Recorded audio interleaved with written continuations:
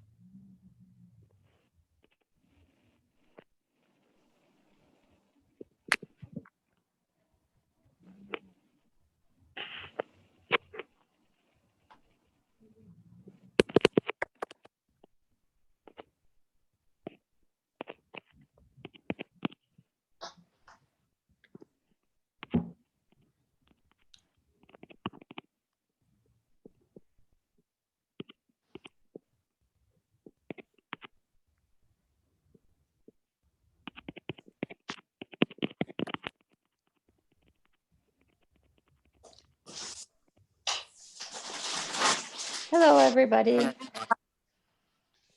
Hi, everyone. Hi. Hi. Nice to see Hi, you. good morning. Good morning. Good morning, everyone. Nice to have you all. Nice to see you all again. Thank you. Hi, everyone. Hi.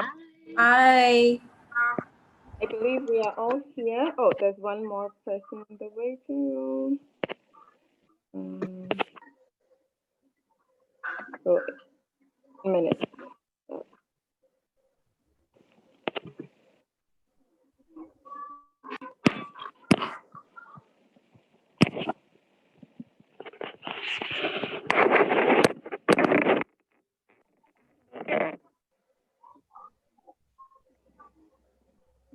Can you hear me?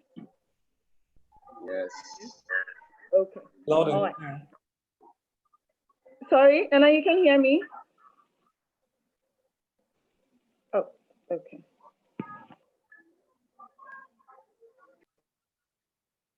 All right. I hope everyone can hear me though. So welcome back to today's class. Today, as you already know, is the very last session of the training. So everybody, virtual hand clap. Good work for staying in the session till now. I know it's been quite an intense 4 weeks, but you guys have been amazing. The participation and the engagement have been so great. And today we have the very last session for the training, which is on client communication and handover. So throughout the program, we've learned about the value of design. We've learned about project management. Today, we've also learned about budgeting and pricing. And today we are going to communication and handing over to the client. So you are literally at the tail end of all the chain of the project. So we hope that you would have a wonderful session today. We have some amazing speakers today and trainers today, and you would love them. So please keep your energies up, keep your focus and your attention up. And I believe we also have some visitors from RVO with us. I believe Peter is also joining us. So we have some visitors in the house as well. So let's keep the conversation going. And we are also getting closer to those who would be selected for the exchange program. So please do well to submit all your assignments. And if you don't understand anything, feel free to reach out. If you're having any issues, you know where to reach us, and we easily get back to you. So let me move over to Thais, who will share with us the agenda for the day and how far we've come. Yeah. Thank you, Joanna. Yeah, so, well, as you know, we're now in session 4 with a session on client communication and handover. And so this is our last session before like closing. So the closing is more of like a celebration and presentation of all the work that has been done. So more information, I know there's some information about the setup of this closing session. So Joanna will also just give us a bit more of an update on this by the end of the session. And yeah, so this is, well, the schedule of the training for this this year, and then we're moving towards the selection of participants for the exchange program. And a quick recap again of what we achieved so far, like same as what Joanna said, it's really a round of applause for everyone on all the energy and all the work that has been handed in, and we constantly see the communication you're having with the clients. So really congratulations already so far. Yeah, what we've achieved, as mentioned before, clients have developed their briefs, designers developed their pitches. We've done a matchmaking process between the clients and the designers. We've had designer teams for every project, developed quotes and proposals. We also had agreements and alignment meetings between clients and designers. Designers also developed their project roadmap.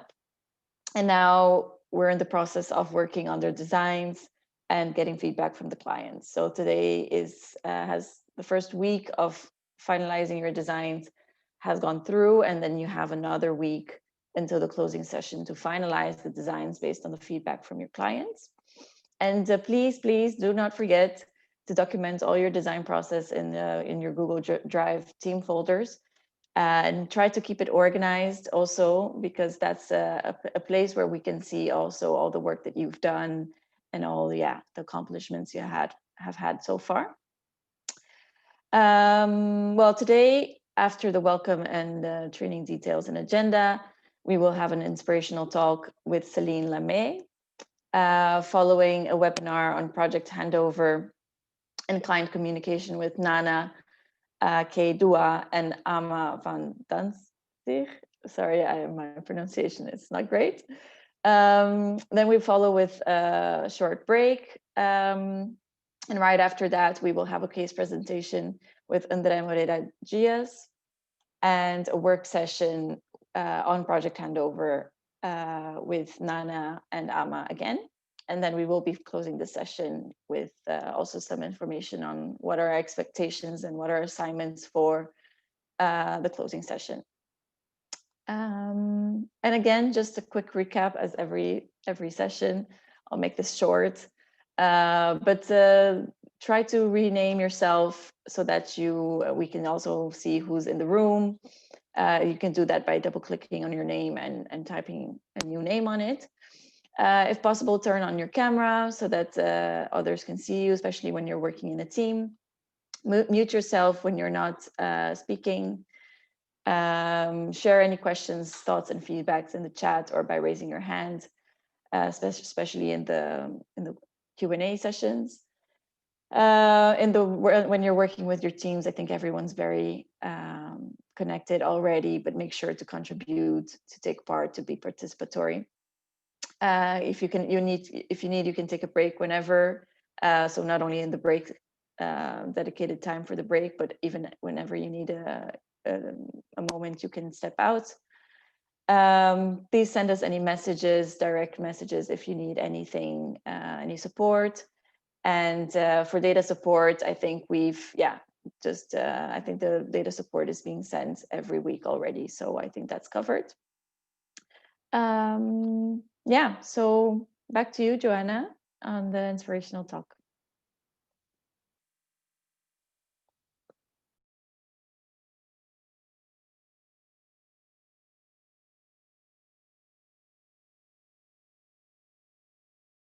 Joanna, do you hear me?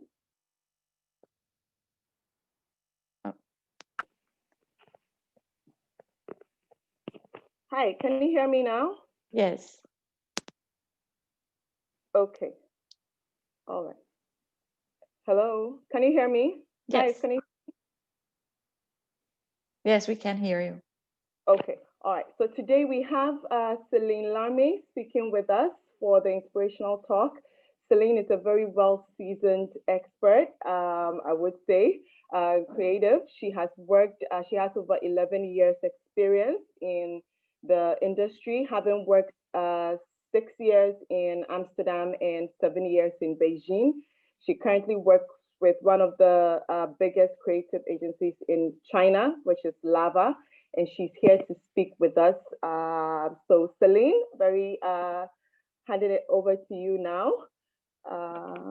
welcome to the Design Boost program, and we look forward to working with you. Thank you. Oop. Sorry, I'm doing this from my phone, so yeah, everyone can hear me? Yes. Yes? Okay, great. So yeah, so I'm gonna do a talk. Oh shit. Sorry, the next slide, please. Yeah, so my name is Celine Lamé and I work for the graphic design studio Lava. Next.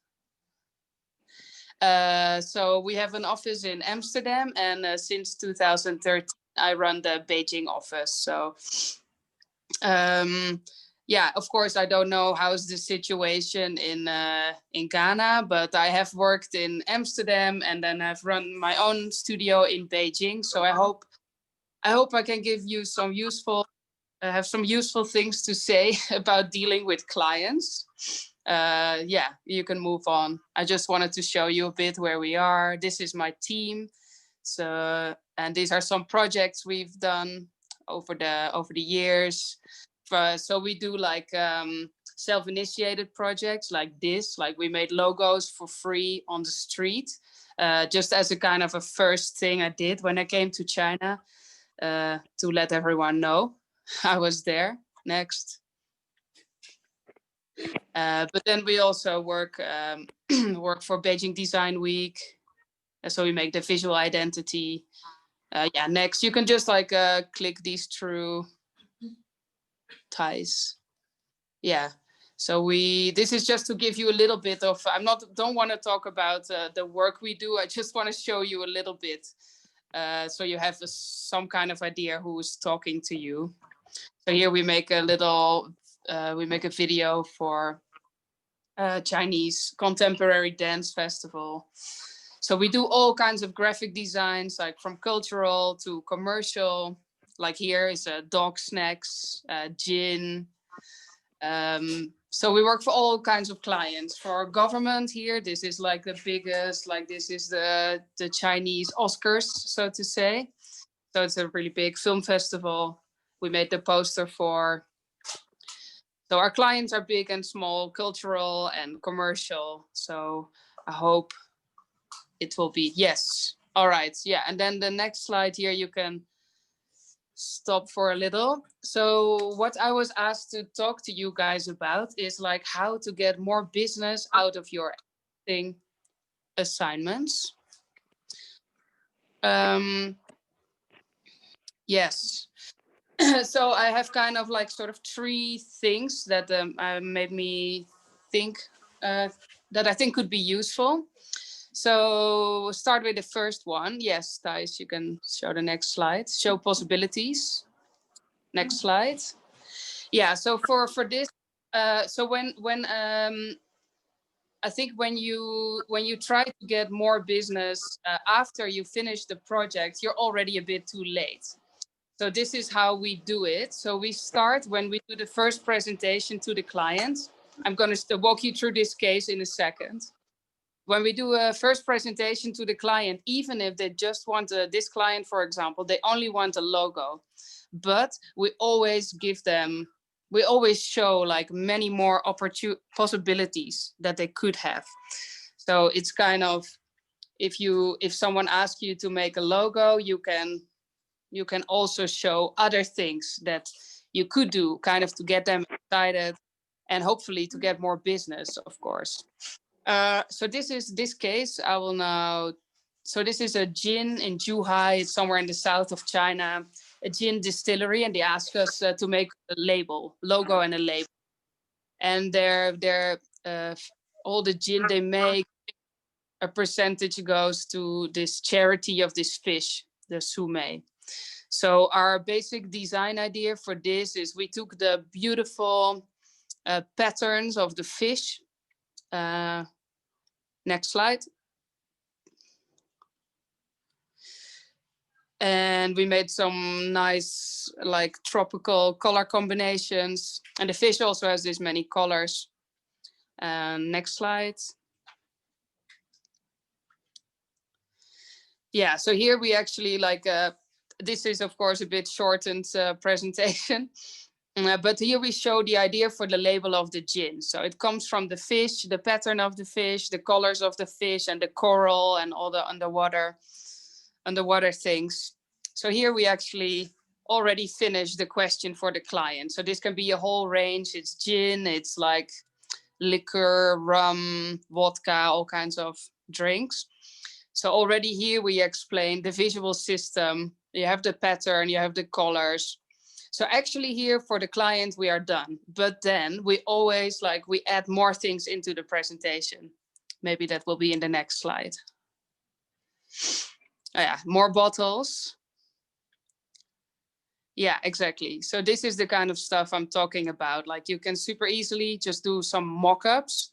For this, so here we put some t-shirts, some notebooks. So using the same patterns and the same design idea, but just like applying it in things that you think could be fun for this client. Next.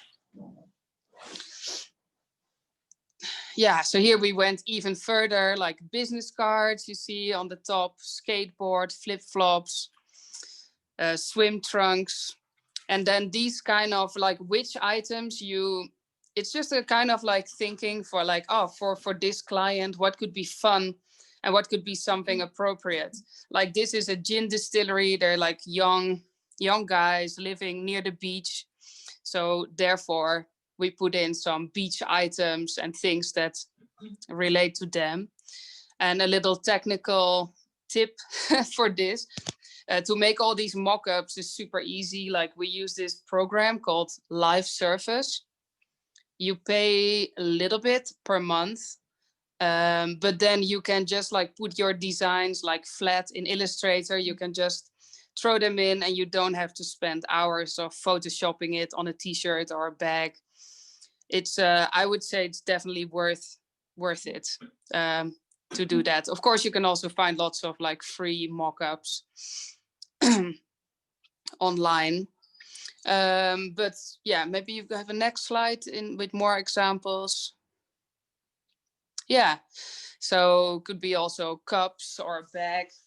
So we do these kind of things like for a couple of reasons. Like first of all, it's kind of to show how the visual identity works, like how it can be applied so the client can really imagine this whole world that it can be. But then also if they see something they're like, oh, we super like these glasses. So maybe we can develop a series of cups or customized glasses. Then they will also come back to us. So that's a bit like the upselling part. Next. Yeah, here's an overview. So you can also put in like, oh, this is what a website would look like or a brochure. Yeah. I think next. Yeah, exactly. So this is a bit more give more, get more. First tip. So you would show how it works, but you also give ideas of new items that maybe the client has not yet thought of themselves because they only ask you for a logo. So if you put a few more things in your presentation, it will make them more excited, hopefully, and hopefully they'll come to you for follow-up assignments. I think, yeah, sorry, one back. If I can say one more thing about this part. Like also if you, for example, for this, if you are working for a client and you show also that you are interested and excited. So when you see something on, like, it's nice to share that with the client, right? Even though they only ask you for one thing. So you have a distillery in this case. You are cycling around or you're driving around the city and you see something cool. You can also say, oh, this can be really nice. Like this can be an idea that you can also do. So it's nice to sort of stay connected and give some more extra ideas to your client while you're working on it. Okay, next. Keep moving. Yeah, the second thing, show up. So it seems maybe like, so for example, you're asked to make something for an event, like or a poster for a festival or something like that. It seems like a no-brainer that you also go to these events. But in the many years I've worked with, young designers. Like it really isn't. So next. Yeah, so here are a bunch of photos of me and my team at events that we have made designs for. Yeah, so as I said, I think it seems like fairly logical, like if you work for a festival and you make the poster and you do the brochure or whatever, that you also go to the actual event. But it doesn't always happen. But I think it's really a good opportunity. You should always go there. So this is for a couple of reasons. Like, first of all, you see all the things you made, you see them in real. So you see this like big backdrop. You can go to the next slide while I talk a bit. Oh yeah, more events. So first of all, you see all your things made like in big. And you can like take photos of it, which is also really good for your own portfolio, because otherwise you always have to ask the client like, oh, you had this show, like, can you send me photos? And the photos will be bad or they don't send it. So it's always good to go there yourself, so you can, yeah, exactly. Yeah, you can put this yellow thingy on the slide. Yeah. So that's a really good way to take photos. Yeah, because we are designers, that's very easy, because you can show what you do. You don't have to explain. So if you're at the event and you'll talk to people and they say, oh, what do you do? And then you say, well, I made all of this. So you can just like, you have your portfolio or your business card basically all around you. Which is like, if you're an accountant, you don't have it that easy, right? Or you do something less visual. So then you always have to explain what you do. But here you can just show what you do. So therefore it's good to go. Well, it's always good to meet new people. Oh yeah, and the third point, relax with the people you have worked with, is also, I think, really good, especially when you talk about like longer relationships with clients.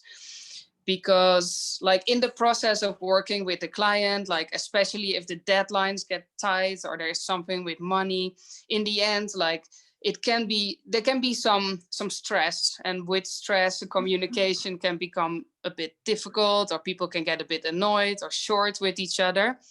That might be from both sides, like as a designer and a client. Yeah, things in the end with multiple corrections going back and forth might get a little bit yeah, it's just annoyed sometimes in the end.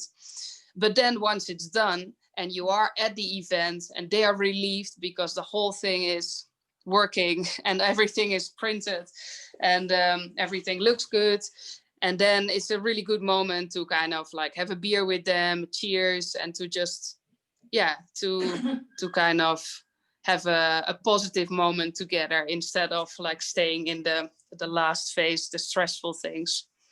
And take photos, proof. Yeah, that's what I already said. Next. Yeah, this is also something I was thinking about when this question came up. I don't know like how many of you are like starting out your business. But sometimes you work for clients and they don't have a lot of money to pay you, but they can pay you in product. And this, I want to show you how this can work for you. So next slide. Yeah, so there's this other gin brand. It looks like we only work for alcohol brands, but it's not true. But this is gin from Xiamen, also in China. And these guys, they started making gin, I think like 2 years ago, craft gin. And they said, oh, we want you guys to make a label, but we don't have that much money. So we can't really pay for the design, but we do value the design, So we just made the labels. Next slide. Oh yeah, here you see the guys. That's one of them is an older friend of mine, and the other one's his business partner. Next slide. And so we made the labels and we said we'll figure out later the payment. So then we asked like, can you send us a couple of bottles to the studio? And they're like, okay, how many boxes do you want?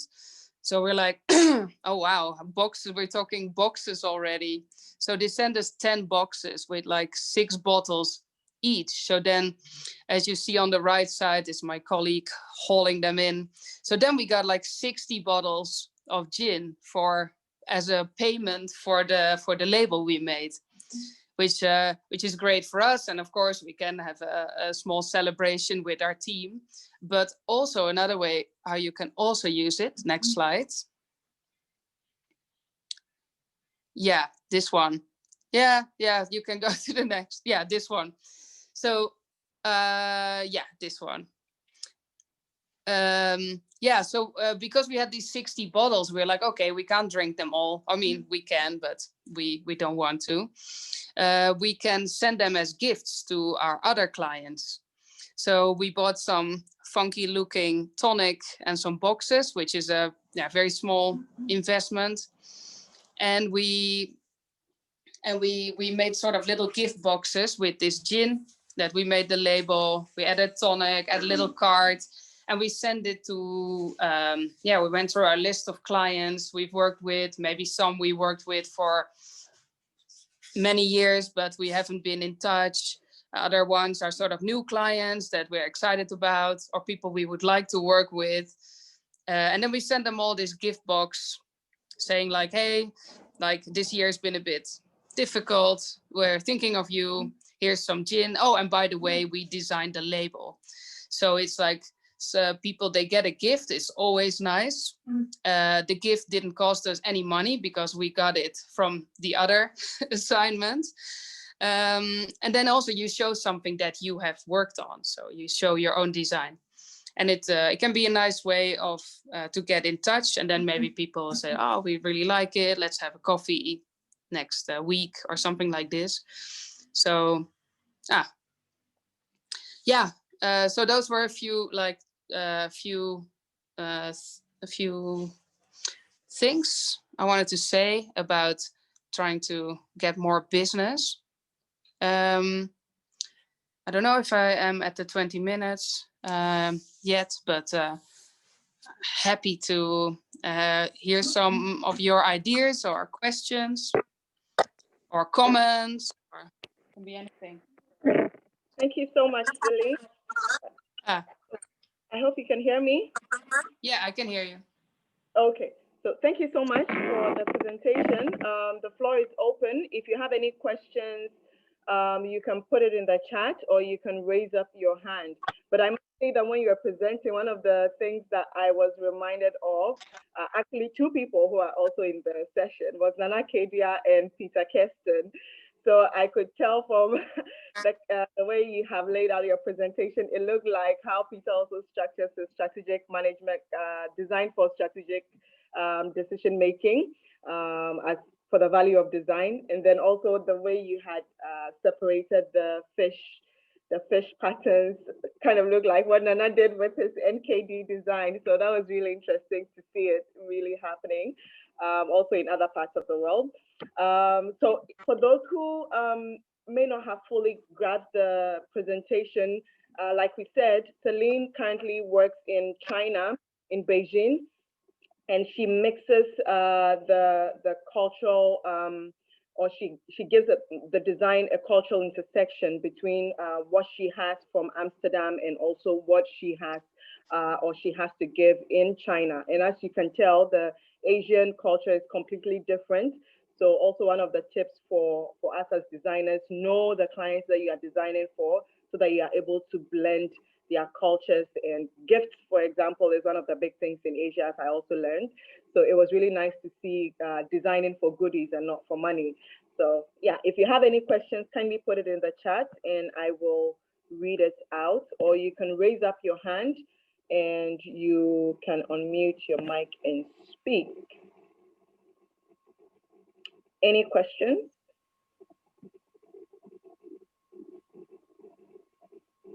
Okay, so Richard is asking, Celine, how do you handle clients who want to exchange publicity or recommendation for your work? In so many cases, bills need to be paid. So how do freelance designers go about this?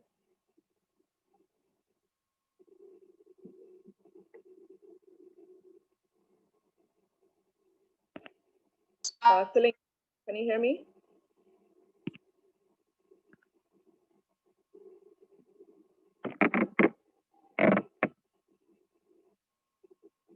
Celine, can you hear me?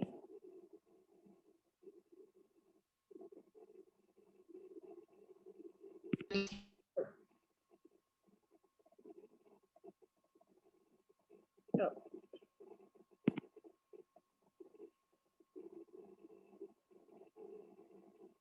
Can anyone hear Celine or? No, I cannot hear. Yes, yes, Joanna, we can hear you.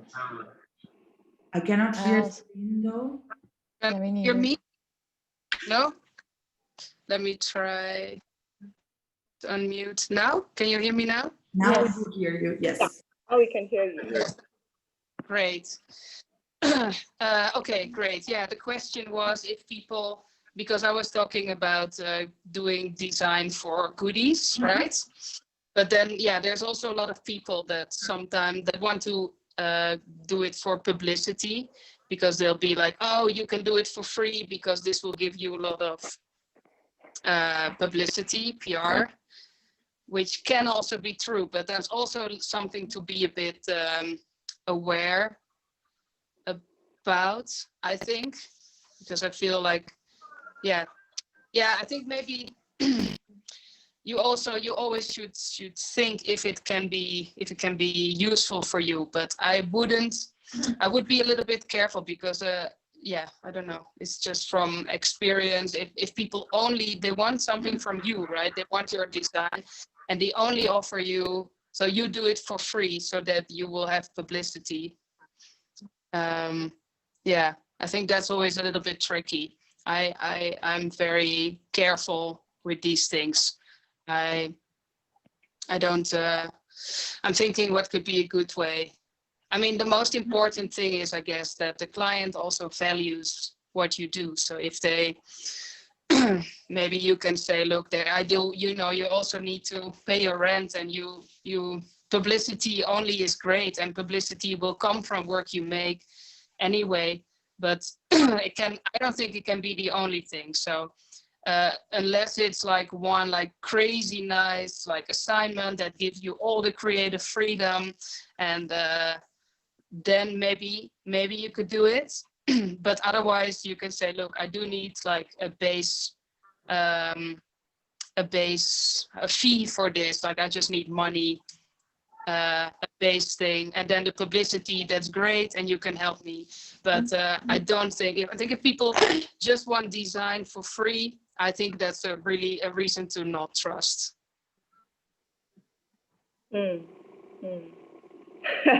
That's a good tip for the designers, because in Ghana people do a lot of free stuff. So Yeah. okay, but I'm going to combine Michael and Albert. So Michael is asking, do more, talking about more, get more. At what point do you do that? Is it just based on the client's request, or you can just do it? And Albert is also asking, how about you ask the client to sell 10 boxes for you, or a percentage for a period? I'm not sure if I get Albert, but yeah. So Michael is asking, at what point do you? At what point do you? Hello. Yeah. Yeah. Michael is asking, at what point do you do the do more, get more? Is it based on the client's request, or you just do? No, you do it anyway. You'd always do it, even if they don't ask for it. So if or that's something, yeah. So you don't need to wait for a request. So it's more like to give a few like extra ideas that you have anyway, and that are fairly easy when you're making the design. Right, so when you make a design anyway, you make a logo, right? And then while you're making it, you're also testing out, oh, how would this logo work on a website? How would this logo work on a bag? So you're already in your own mind, like trying to see if what you are making is actually working.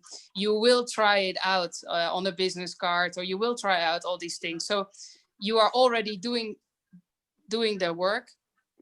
So the matter of putting a few extra ideas into the into the presentation is fairly small amount of effort for you, and you don't need to ask the client, can I put more ideas in? No, you just do it, and then it shows you are how do you say, excited, and you have lots of ideas. You can still hear me? Yeah, we Okay. can hear you. Great. Unmute your mic and Shalom.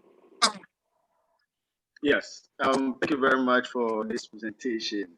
I just want to make a contribution. Now, it's a win-win situation for me as a designer. Usually what I do is, if you cannot pay the full amount, I split it into 4 phases for you, and I add extra service to the work I'm going to do for you.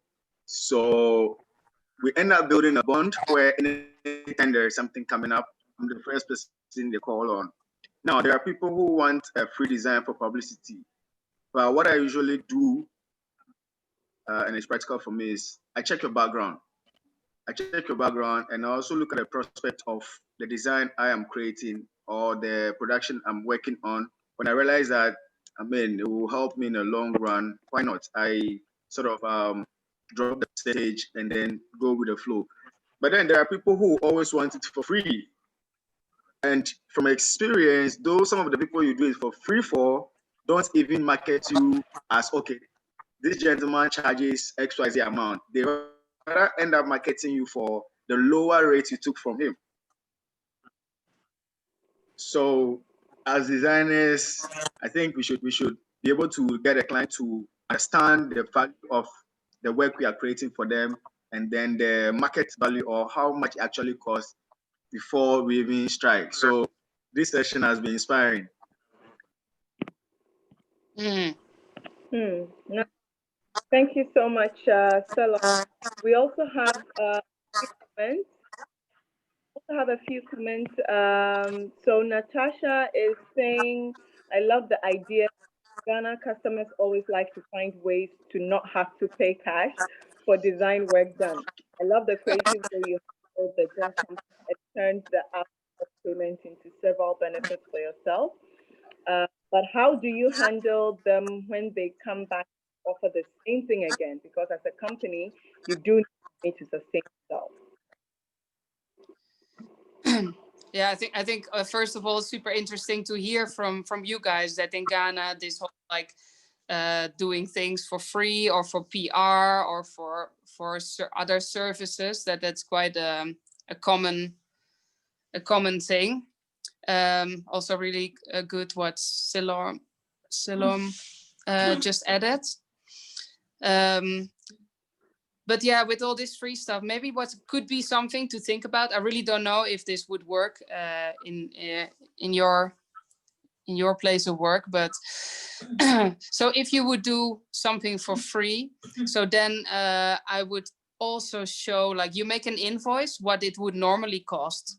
So you can say, normally I would charge this, and this. I don't know, let's say $2,000 for something.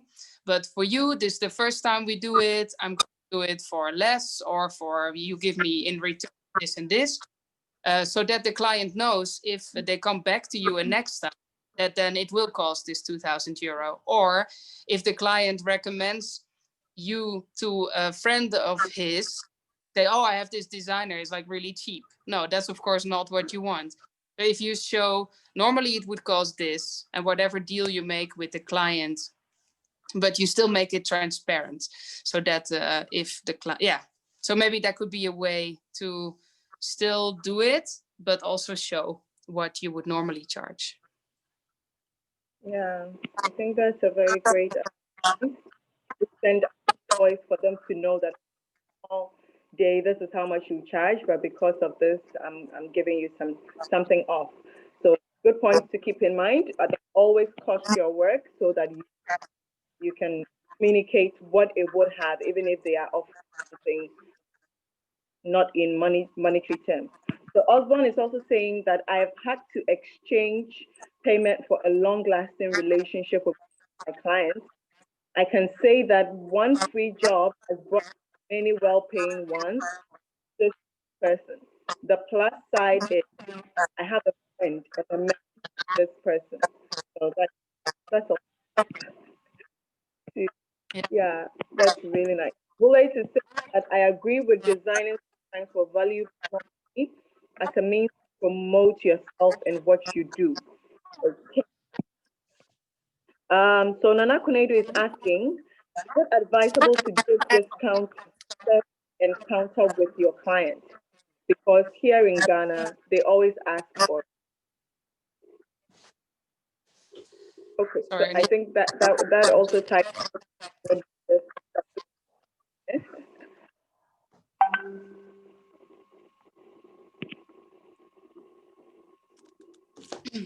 was that a question? Didn't really get that. Yeah, so he was asking, is it advisable to give discounts at the first encounter with your clients? Because here in Ghana, they always ask for discounts. Discounts, yeah. Yeah, I mean, that's interesting. I think we can talk about that for a long time. Well, for many years, I always was like negotiating, right? So you make a price, you know, there's going to be a little discount. So you make the price higher. Then you have this whole game of discounts. So it can be something. I did it for a long time. So you already put the discount. You make the price a bit higher, so you know the client's gonna come to you with a discount, and then you do that, right? But lately, like not super long ago, I had a talk with someone, and then actually I'm like, what is the discount for? You know? So when someone comes to fix your bathroom, and you say, look, it cost me $50, then I say, can I have a discount? Then the person will be like, what, why? Right? Why would you want a discount? What's the reason for this? So I'm also starting more and more to feel like, yeah, I mean, discounts, maybe if it's the first time, it could be a discount, like, or like, as you say, like, I can give you other clients. There should, like, the discount should always be related to something. It cannot just be a discount because you are in a creative profession. It's just not fair. So lately I've been trying to to skip that whole game of this discount thing, because I also find it very tiring. And one thing that someone told me is like, look, it's like the client comes to you to get something valuable. It's almost like shopping for like a nice jacket or a nice coat. So by, how do you say, you have to, when the client talks to you about discount, you have to try to turn the conversation the other way into all the value this will bring the client. So instead of you making your price lower, you try to emphasize on all this extra business your design will bring, so that the client actually feels, how do you say, the client should feel good about spending this money, and maybe spending more money. So being like, look, I'm gonna buy like an exclusive product that's not cheap, but I'm worth it, and my product is worth it. So so in this way, does that make sense to you guys? Yeah, so by focusing this, because you are selling something that wasn't there before, and the client cannot come up with it by him or herself.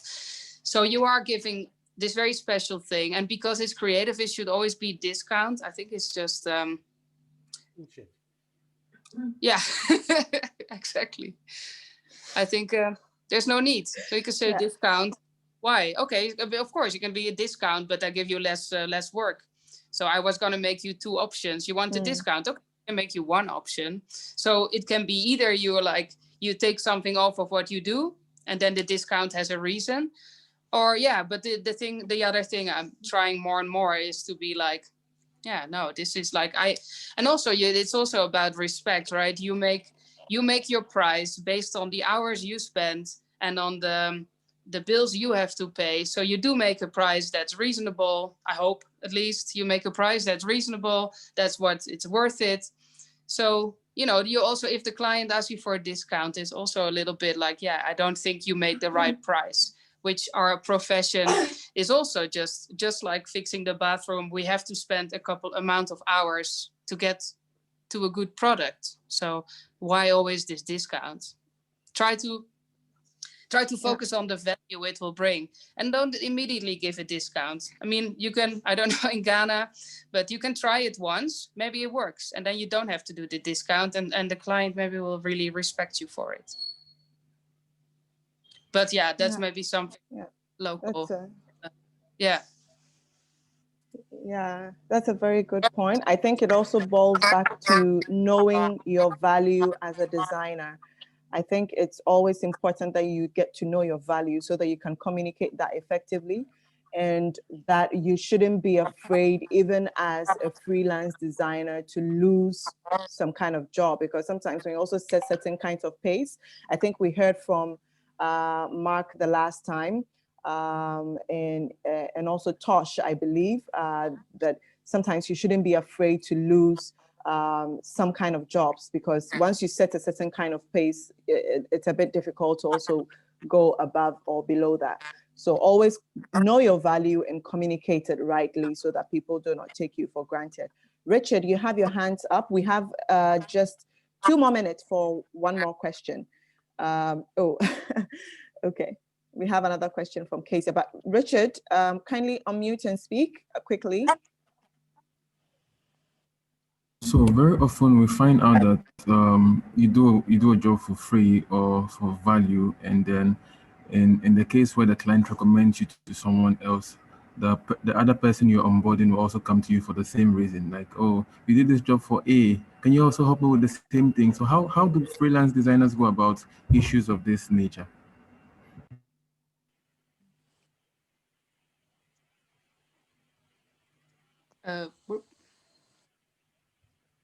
Do you want to hear from me, or maybe someone else want to say?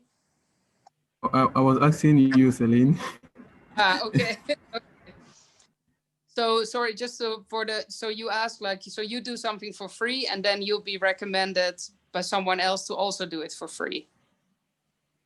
Yeah, so what happens is, say you come to me for a job and I do it for you for free or based on value, right? You recommend me to, say, Joanna or Nana Kedia, and Nana K also comes to me and like, oh, you did this for Celine, can you assist me with that? Yeah. It becomes a trend, it becomes a pattern. Like every other person that's been recommended to you always asks for the same favor. So how do freelance designers handle such issues? Yeah. No, it's a trap. No, it can be a trap. Yeah, so that's what we also just talked a bit about. So if you do something for free, you have to make it transparent.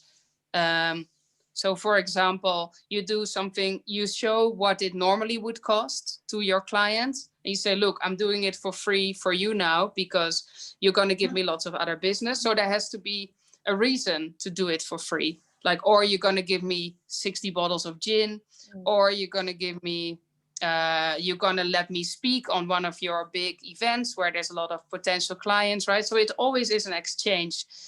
So then if this client recommends you to someone else, they can say, oh, you did it for free. It's like, nah, it wasn't for free. I did it in return for something else. Is that, yeah. So I think always, like, it should never be for free. So it should be for something else. And you can also say this to your clients, like, look, I'm doing this for you now, but please don't tell other people, like, normally this would cost this amount of money. So make that very clear, like that this is an exception, and that normally you are like everyone else, you're paid in money, but for this time you do it for a different reason because you think it's also valuable, so that this client knows that what's your normal price and your normal rate. Thank you. Yeah. Okay. Yeah. And I think you also tied in your answer to the question of Kezia. So Kezia, how do you maintain a good client relationship and still set boundaries? I think that's just rightly what Celine said, that you must always show what it would have cost so that the client always knows that, okay, this is how much they would have paid if you were not giving them that particular discount for that particular job. And that is just a one-time off. I think sometimes communication also in Ghana is a bit on the low because we are not able to stand up and say, okay, this is how much I charge, but I'm doing this for you for the first time. The second time you have to pay. I think sometimes we just consider, oh, this person is a client, I'm a freelancer. What happens if I don't get a job? But you have to communicate that. Otherwise, they will still keep coming because. Yeah. And also then you say, then what kind of client relation do you have, right? If you're always doing you are it below. silent on, you value the work that you are doing. Mm. Exactly. You have to be able to communicate that to whoever, whether the person is a family, is a friend, or is a random client. I think you must always communicate that because that also helps them to. One thing I always do with my referral is I always let people know that this is how much they would have ideally charged. But if you need some help, please just let them know. So I always, anytime I'm referring a work to somebody, I always say that this is how much they ideally charge so that it will be in the mind of the person who is going to the designer for the work that I am actually getting a quality work. So I don't have to take this person for granted. Neither should I take the work that I'm being supplied for granted. So it's also something that you can set as boundaries. Yeah. And Lebanon has a comment that I think people just like to bully a bit, especially when they see you as up and coming.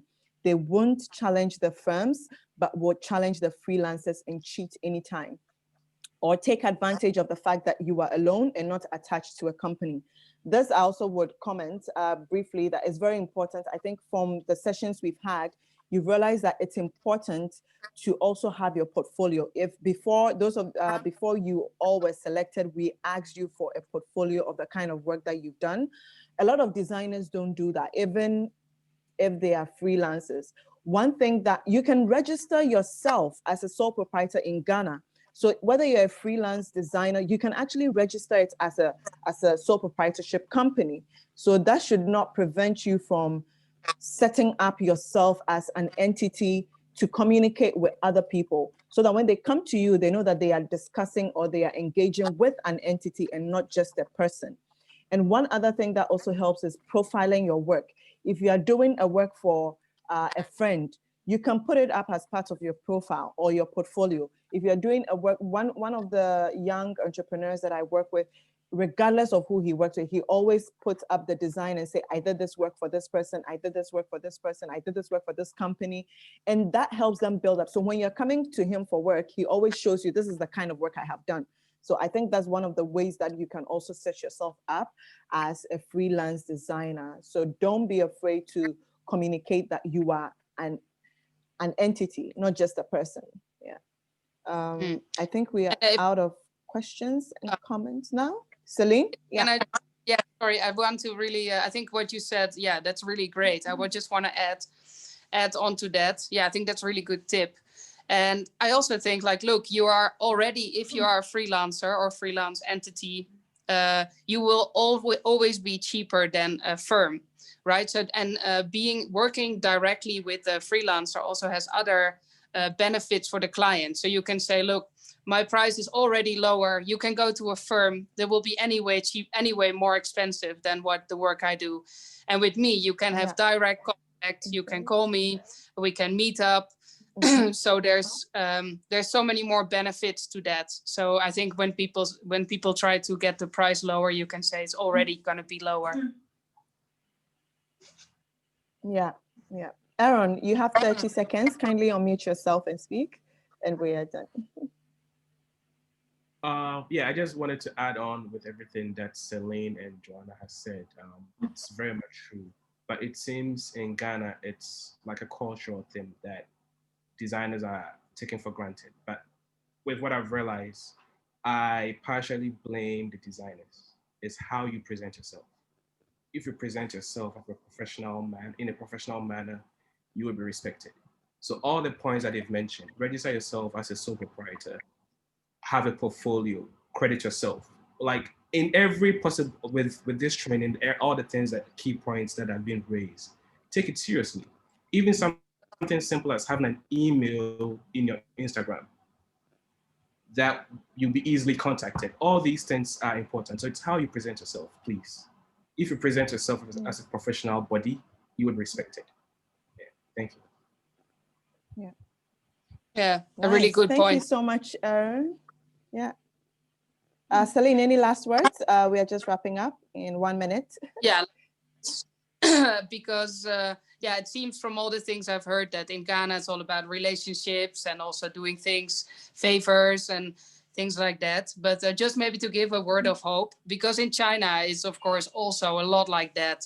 It's a lot of you help me with this, I might later help you with another thing. So it's a very different, like in Holland it's way more structured, but in China it's also quite like informal and long-term relationship, which maybe could be a little bit similar to how things are in Ghana. But still, you know, I agree with what Aaron just said. Just so if you know your own value, then people will also respect that over time. So don't go for the short win to get the project. Do it for super cheap because you will have a bad relationship. You'll be bad referral. Try to think in the long term and take yourself seriously. Then yeah, I think it can can work out for you. Because yeah, so I just wanted to say, even in China where it's also quite informal, yeah, you can do good projects and good work. So hopefully this also will work for you. That was it. Yeah. Nice. Thank you so much, Celine. That was a very insightful session. Thanks, everyone. Can we have a virtual clap? That was really great. We've also had some insights. I think one of the good things about this training is we've been able to bring people from all over different continents. And you've given us insight into the Asian market, a little bit into the Asian markets in China. And it's good that as designers, we broaden our mindsets because our clients can come from anywhere in the world so that you don't limit yourself to just Ghana. Expand your mindset to work for anybody from any parts of the world. So we are moving quickly into the webinar. Thank you so much, Celine. And we look forward to having you more on the sessions in the course of the program. We currently have the webinar. So we are going deep into the training again for handing over and handing over to the clients. We have two amazing people with us today. Amma Van Dante. Sorry, I'm always messing up the yeah, and Nana Cage. Yeah, so a little bit about Amma. Amma, as a co-founder of Dr. Monk, works with game changers, pioneers, and visionaries to create a brave new world. One that is fair, green, connected, and filled with promise. On one end, Dr. Monk's spectrum of work are big, in-depth research projects and in Europe, Africa, and South America. And on the other end, media concepts that activate a broad audience. With headquarters in Amsterdam and in Accra, Dr. Monk gains from socio-cultural cross-pollination. So for those who have been hearing from Elizabeth and you hear Dr. Monk, I'm sure some of you are wondering, what is Dr. Monk? Dr. Monk, now you know, you're hearing from the founder today. And doubling in today's session is with Nana Kedia. He describes himself as, as a visual storyteller and in the midst of a decade-long career, selling ideas wrapped up in shapes, colors, and alphabets, brand designer and creative director. Nana is obsessed with the power of the African spirit, intellect, and image. And he runs his own organization, Oxygen, and through this, he also present African brands through his own creative brand called Brandinkra. So I've worked with both of them, actually just a little bit with Amma all the way in 2015 through a student exchange program. And funny enough, 5 years down the line, we are working together. So don't underestimate your relationships. And Nana, I've been working with for quite some time now. Amazing people. So over to you, Nana and Amma. Welcome to the session today. I will take out my sharing. So Nana, you can share your screen now. Okay, so do we dive in? Into the webinar. Yeah. Okay. Shall I just introduce it a little, Nana, and then you do your slides? First of all, thank you so much, Celine, and thank you, Joanna, and the Butterfly Works team for putting this together. And thank you, participants, for being so engaging. I learned a lot from this inspirational session, and I have a few questions myself, which I will now use my opportunity to ask, which is if, this pricing issue, if the pricing issue, because people are not paying, is it actually making the quality of design lower as an ecosystem, right? So not you individual designers, but the quality of design in Ghana, is that possibly the reason why maybe sometimes the quality is low, because no one is paying for good quality design? Everyone wants everyone to do things for free for exposure, which and I know a lot of us get annoyed with, because how much exposure can you eat? And then the other thing is, I wonder if actually not getting paid leads to unrealistic pricing, which actually creates a bigger problem. So the thing that everybody knows costs 100, some of us are asking for 1,000 because we don't know if the next person will pay 100. So we try to chop quickly. So we go, maybe the thing for me, the big takeaway is don't go for the quick win, but go for the big win, be more strategic in how you put your clients together. Anyway, that was that's my free giveaway, my reflection. Nobody asked me for this. We are now going to do the webinar on handover, and Nana K. Gia is obviously somebody who has handed over plenty things into the world. So Nana, maybe we just start with you, and then after we start with you, you and I can have a conversation about handover. So you can share your experiences with handing over in Ghana, and I can share my experiences with handover comparing Ghana and the Netherlands. That's what we agreed? So let's pretend we agreed again now. All right.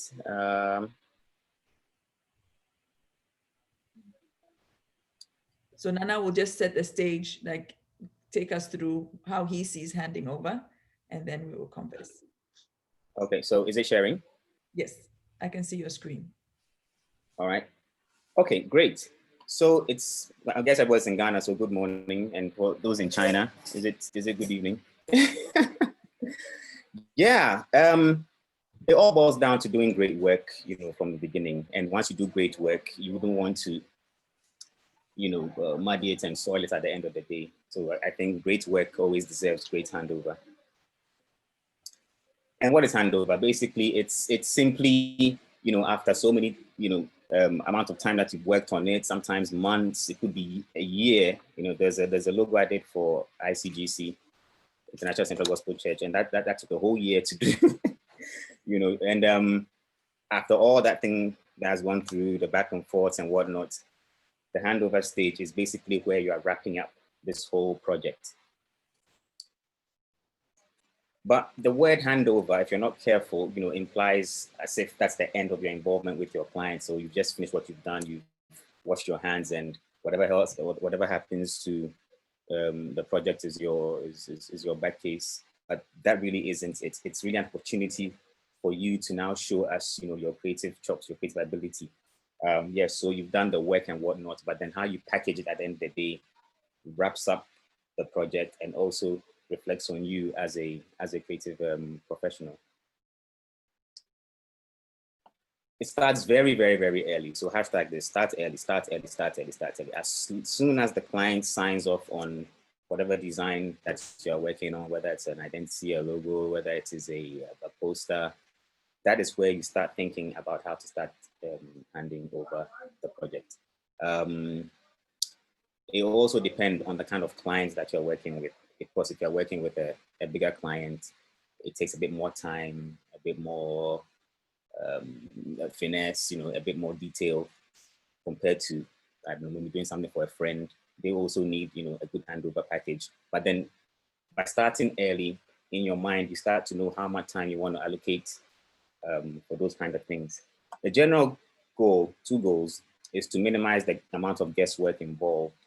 You don't want to do your work and then as you're walking down the streets, you see that the logo that you did for MTN has been painted blue. I don't think you'd be too happy. MTN is yellow in Ghana, by the way, if just so you have some context. Yeah, so the whole idea is to minimize a lot of guesswork, not to be so stringent, but to make sure that the work is done appropriately. And then also to maximize the effectiveness of the design. So these 2 simple things, make sure that there are not too many mistakes. It will happen because there's no design that doesn't veer off once in a while. The whole point of it is the way it is managed, the way it is, I don't like to use the word policed, but you know, just make sure that it doesn't veer off track and also to maximize the amount of work that you've been able to do. Why would one do all of this? Well, as every designer knows, the smallest piece of work that you do, you have like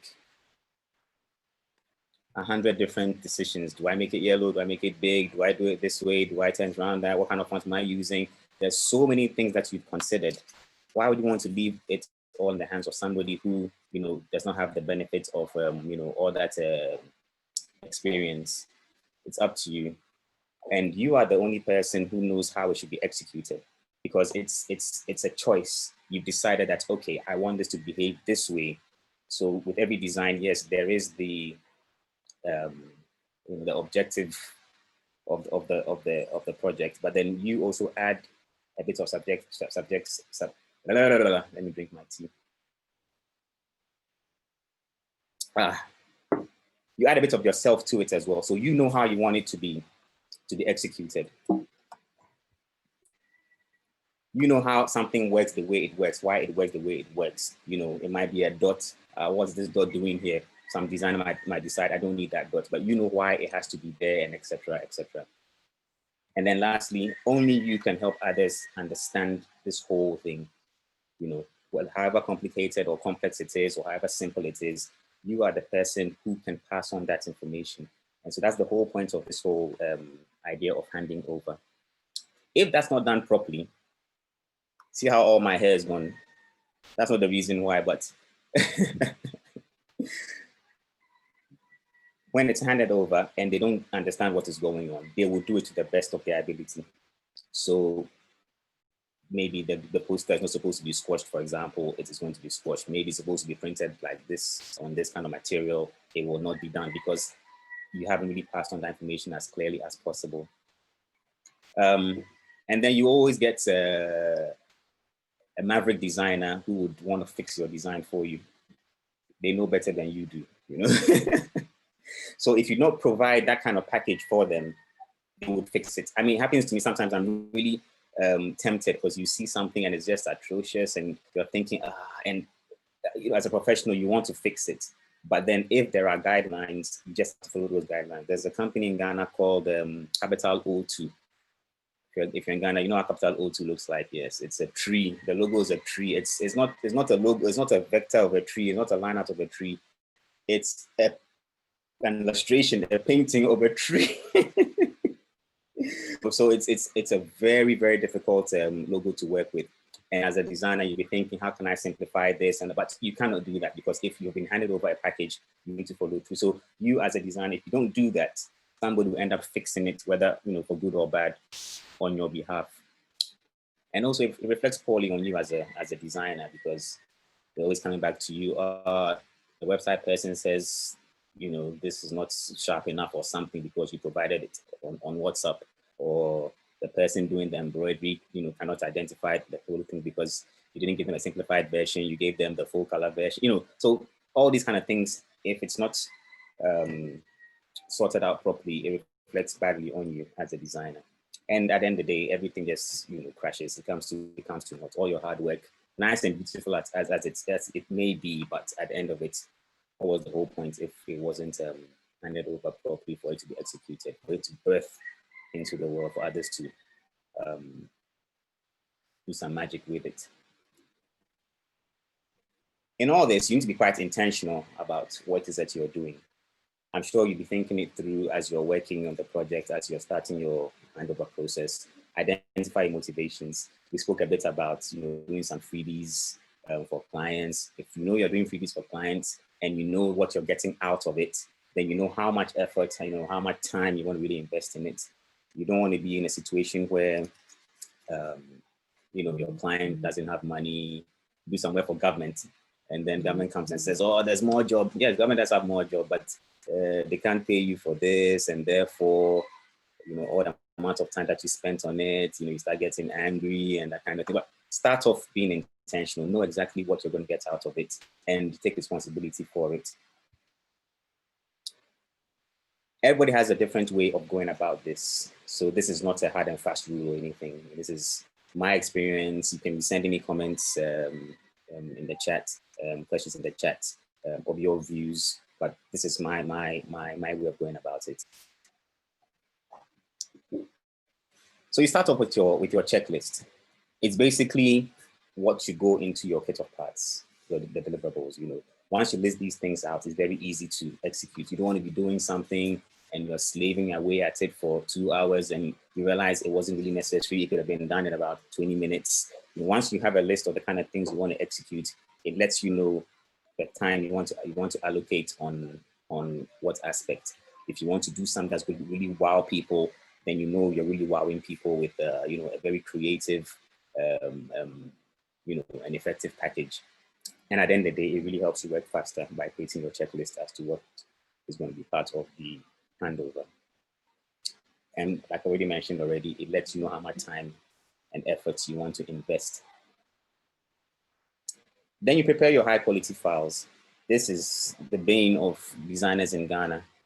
You ask for handover files to work on a project and they will send it to you in Microsoft Word, or like I mentioned, WhatsApp. WhatsApp is like the go-to now for some weird reason. They just send everything through WhatsApp and it's like, oh no, email it to me, and they will email the WhatsApp image to you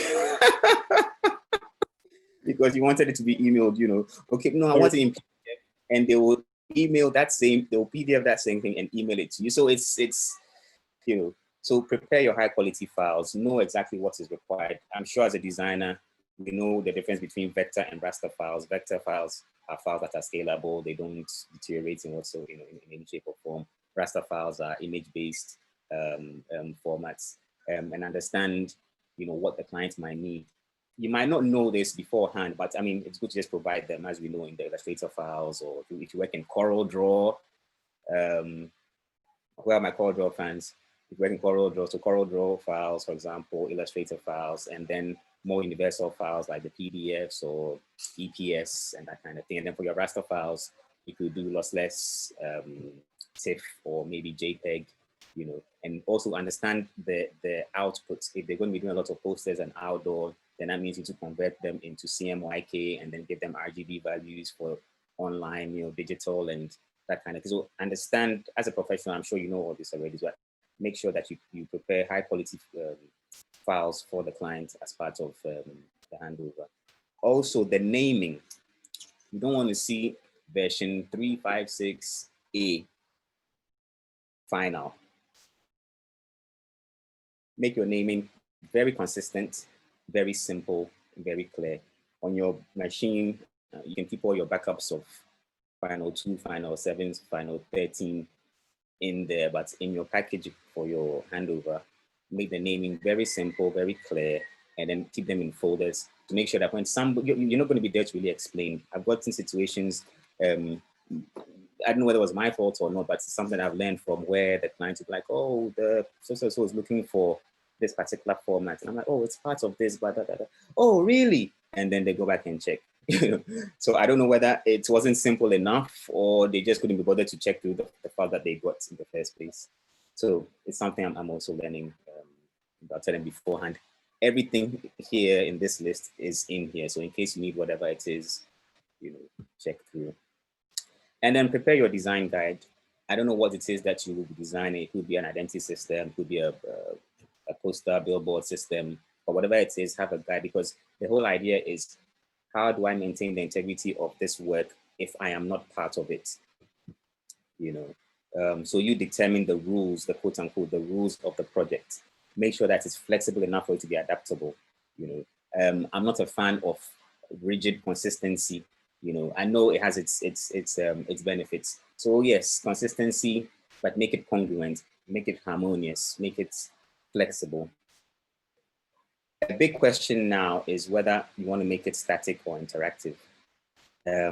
Static or interactive, because more and more I've realized the clients don't use the PDFs or the hard copies that are printed for them. You know, you print it nicely. Oh wow, it's nice, but it will just start gathering dust, and nobody pays any more attention to it. So you need to start thinking whether or not you want to move from a static guide to a more interactive guide if you are preparing a final design guide for the project. Something to consider. A quick example will be Uber. So Uber has a whole website dedicated to their brand, and so they call it a system and not assets. So as you go through it, I think, do I have the? I was trying to, let me see what I can. There's no point. I'm sure when you Google it, you would you come across it. When you go through it, it has examples. It's very interactive. It's very easy. It's easy to update as well, unlike a static static hard copy guide. So that's something that you can look at. There's also a website called BrandPad that has it's a very simple way of you putting together all your assets, putting together everything in one place, updating it, and therefore the client can also go in there and pick things up. They don't have to worry about, well, where did we save this file or this image or this, you know, whatever. There's a website dedicated for that. So you pay something small for that, and then clients can just go in and pick whatever they need, of course, with their passwords and whatnot. So that's something I can also look at. And finally, you hand it over, you know, depending on how the client will want it. Whether you email it to them for future records, you retransfer it, but always keep a copy. I still have files from 2005, you know, and sometimes clients will come back to you that, can you please send us a logo, and this was like 10 years ago. And I'm thinking, why should I be the one to be archiving your stuff? You know, so yes, hand it over. Find a way of making sure that there's a way of them, if it's emailed, it's easy for them to, you know, go back years later. That is if they have enough bandwidth, enough memory on their website. But yes, find a way of making sure that it's easy for them to go back to no matter number of years, and also try and keep a copy for yourself. It will not come in.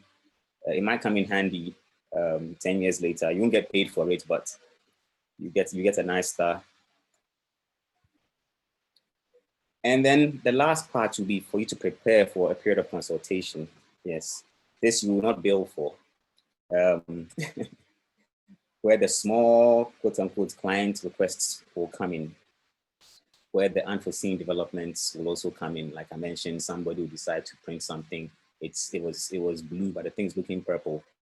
The client will call, what's going on here? And you have to go and put out that fire. The client says, oh, I'm doing something on my birthday and I want the logo printed on my kaftan. Kaftan is a kind of attire we have here in Ghana. So can you deal with the person who's doing the kaftan to find out how yes, so all those kind of things are part of it. And also with you trying to make sure that the work doesn't derail, you know, by dealing with quote unquote inexperienced designers who will take the work, squash it, put it in different color space, deteriorate the whole thing, make it pixelate, and then blame you for sending bad work in the first place. You know, and also the client, sometimes they don't have the software. This thing is not opening, it's not opening. Oh, please, where are you? What are you using to open it? I'm using my phone. How could you use your phone to be opening? You know, so be prepared for these kind of things. Make sure that you know, you avail yourself to the client for probably about a month, and all the teething things will just be sorted out. And then after that, things seem to be streamlined. Just take it upon yourself to be a kind of unofficial brand guardian. And then what happens is that they they tend to see you as an expert. You have empowered yourself, and then you're setting yourself up for repeat business. At the end of it all, you become an ambassador for design, because then they've given them a taste of how it should work. And therefore, when they go somewhere else, you know, the discomfort, they might get it cheaper and for free, but then the stress and the hassle, they'll be like, you know, I'm better off just going with my original designer because of the way you did the work. So I'm hoping that the work was excellent in the first place, and then you package it perfectly, and then you gave them some great consultancy, free consultancy services afterwards. I'm hoping that because of that, it would set you up for more business. And generally, yes, this is basically how I go about. So it's not a hard and fast process, because again, it depends on the kind of client that I'm dealing with. So it could be just a one-pager and just the simple file that they need, me interacting with their suppliers. Or if it's a big organization, then you work with other people to make sure that you develop aspects which you are not competent in. So if there's some web stuff or there's some other production stuff, you deal with those kind of people, and then you package it together. So yes, if there are any questions, I am available to take them. We are available to take them. Nana, thank you so much for putting this together and for really taking us through what it is to close a project and how to present the deliverables. Before we take questions, I would like us to talk a little bit about the communication side of Handover, because I think that, you know, it sounds like in your process, it's so important to know your client. You really need to know who you are working for, and possibly try and feel like you're working with them. So really investing the time to know who you're working with, what are their budgets, what are their communication styles, because, you know, it sounds, if you look at what you've designed, what you've presented to us, it looks like this is just the end. You know, how do you give the baton over? But it's obviously not, because you have to know who you are creating for. What are their capabilities to open those files? That will, you know, the formats that you deliver in Yes. it depends on who your client is, right? If your client doesn't know how to open a certain type of file, or doesn't know how to make use of it, there's no system in place to make use of it, then you can't do that. And I think also something, you know, from a Dutch Ghanaian perspective, communication wise, that maybe you could speak to a little bit is transparency. So I think that as Celine said earlier, things are a lot more organized, more structured here in the Netherlands. So it's kind of easier to be transparent with your client. You start at the beginning, you get your project brief, you talk to your client to make sure that you have a shared understanding of what the project brief is, right? What do you want? What will you be using it for? Who are you? So that you know how to create for the client. And also in your process, being transparent, like, okay, are there some barriers that you're dealing with? Are we still on up to date with our planning? Like, are you running behind? Do you need a little bit more time? I think we know a lot of stories of designers in Ghana who disappear, you know, take on the work. They'll say, I'll do it for you. Please give me a chance. And then sit there, can't find it anymore. And I think there are valid reasons for doing this, but we don't talk about it. You know, we don't make ourselves vulnerable. We are not really collaborating with our client. We just feel like it's exam time. Close your, you know, cover your work. Time's up. Yeah, give me a grade. And that's obviously not how it works. That's not how we can also together create an ecosystem of good quality design. We have to open up. The client has to be able to open up and say, you know, actually, I've never worked with a designer before. So I don't know how this goes. How many times can I ask you to fix this thing? You know? So if you can communicate with the client, obviously you have a lot of experience. You have a very proactive way of dealing with clients. Clients, this is what I'm going to do for you.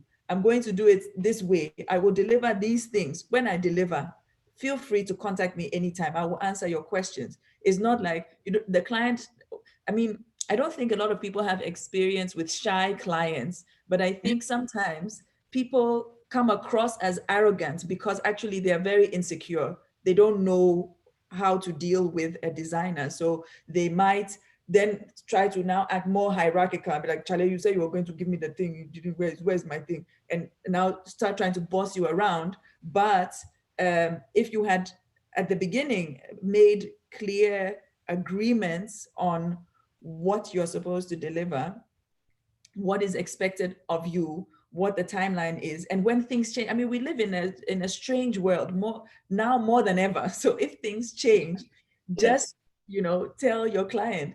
It's a bit difficult for me. We had light off. I had to travel to Circle. I couldn't get, I couldn't get access to come. Some of us have to deal with very annoying little things. But we are, tell your client. Your client might understand. And if they don't understand, maybe this is when you can start talking about freebies. Give me a little bit of time, but then maybe I'll make you a cup as well as a logo. Just try. And I think this communication is important. Is important throughout, right? What have you been asked to do? What have you given? Did you give what you were asked to give? And I thought maybe it's and I think all of us have been in positions where we took on work and the goalpost shifted. My goodness, it was all the way in the north, and when you ended, it was all the way in the south. And how do you now price your work? Because did you spend twice as much on the work, or was it just client management? How much time did you spend managing your client? And if the goalpost is shifting this much, why were you doing this? What was in it? Someone once came to me on the African continent, I won't say who it was, as a big person, and I was so excited about it. And this is recent. I just jumped on the opportunity to work with this person. No contract, no agreement. I was just like, this project, we must do it. No, the people shocked me. I thought at one point it looked like that we were not working together anymore. A month later, they came back to me and like, where can you join on a call to tell people why we are doing things? I was supposed to design a curriculum, help us answer questions for the curriculum that you already told me you didn't like and never called me back. Then I was in it again. And after delivering everything, I finally got a contract that I had been asking for 6 months. So after delivery, I got a contract that outlined different deliverables. Wowzers. All of this, I did it because I really believed in the project, but I will never do work like this again, because it's very painful. It costs a lot of time, costs a lot of energy. It creates so much insecurity. And the only reason along with it being a really cool project, the other reason I did it was because I understood that the client was trying to build something. It was the beginning. They'd never done it before. They were building an institution as they were asking for all these things. But it can be so messy. These things can be messy. That's also why I wanted to add this communication aspect to it, because these processes can be messy, and that it is messy doesn't have to be a problem, but you do have to make sure that you are talking to your client about what's going on. So that's what I wanted to add. I agree. Yesterday, I had there's a project I'm pitching for. So they sent the RFP, and the deadline was yesterday, and I haven't finished. And I was thinking, oh my goodness, what does one do? What does one do? So as you were saying, so I called very meekly, please, this is what has happened. What do we think? I was expecting to hear, well, I mean, sorry, then that's it. I said, oh, so when can you bring it? And I thought, okay, should I say today? But today I have this, this session going on, and I don't have the time to finish it up. So let me say Thursday. In my mind, I mean, as far as I'm concerned, the deadline is over, so I'm out of it. But if they're asking me, then why don't I just try my luck? I could have said next week.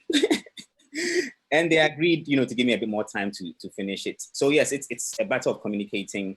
It's a little, it makes you feel a bit uncomfortable, but it gets good results. If it doesn't go your way, hey, I mean, it's not the end of the world. I mean, the same way you're excited when you get yes is the same way you should be excited when you get a no. just take it in your stride. And it's all about taking responsibility, for the things that you're involved in. And in Ghana, talking about timelines and things, people always want things yesterday, and we love to really overpromise. So the client has told their boss, you're going to get this thing, tomorrow.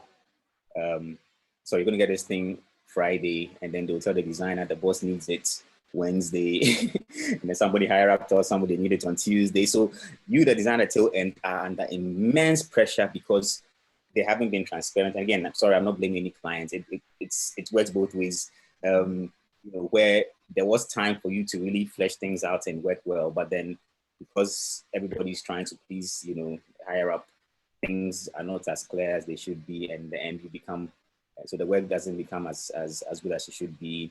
You get blamed as a terrible designer. You say client didn't give enough time, and it's just a vicious cycle. So yes, communication and transparency is very, very, very key. Some clients also find it very, very difficult to whether they like the job or not, because the way computers tend to kind of polish the work very nicely. And so a client who doesn't have any idea how it works will be thinking to themselves, if I say they should change the color, this thing's going to take about, and so I don't want to inconvenience this guy, and in Ghana, when you hear, I'll get back to you, that's the end of the project. So make sure you never get to that stage where the client will be like, so it's just a matter of make sure that you're holding their hand through the whole process and they don't feel at any stage, because once they feel that and they say, oh, I will get back to you, you can be sure that project is dead. And if you haven't been paid some advance, then forget it. Yeah. All right. Thanks so much, Nana and Amma. That was really, really great, very insightful. We have a lot of questions in the chat, so maybe we start with it. Vulet is asking, Nana, if you work in an institution with a varied client base, like faculties and departments, some jobs are simply impossible to hand over. Sometimes when you have finally handed over and everything is closed, the client comes back for some updates on the file. How should it be handled? Okay, so I've worked with, because of the example that you gave, Central University, Ashese University, and they have, yes, like the example that you gave, but they tend to have divisions or offices that handle these kind of things.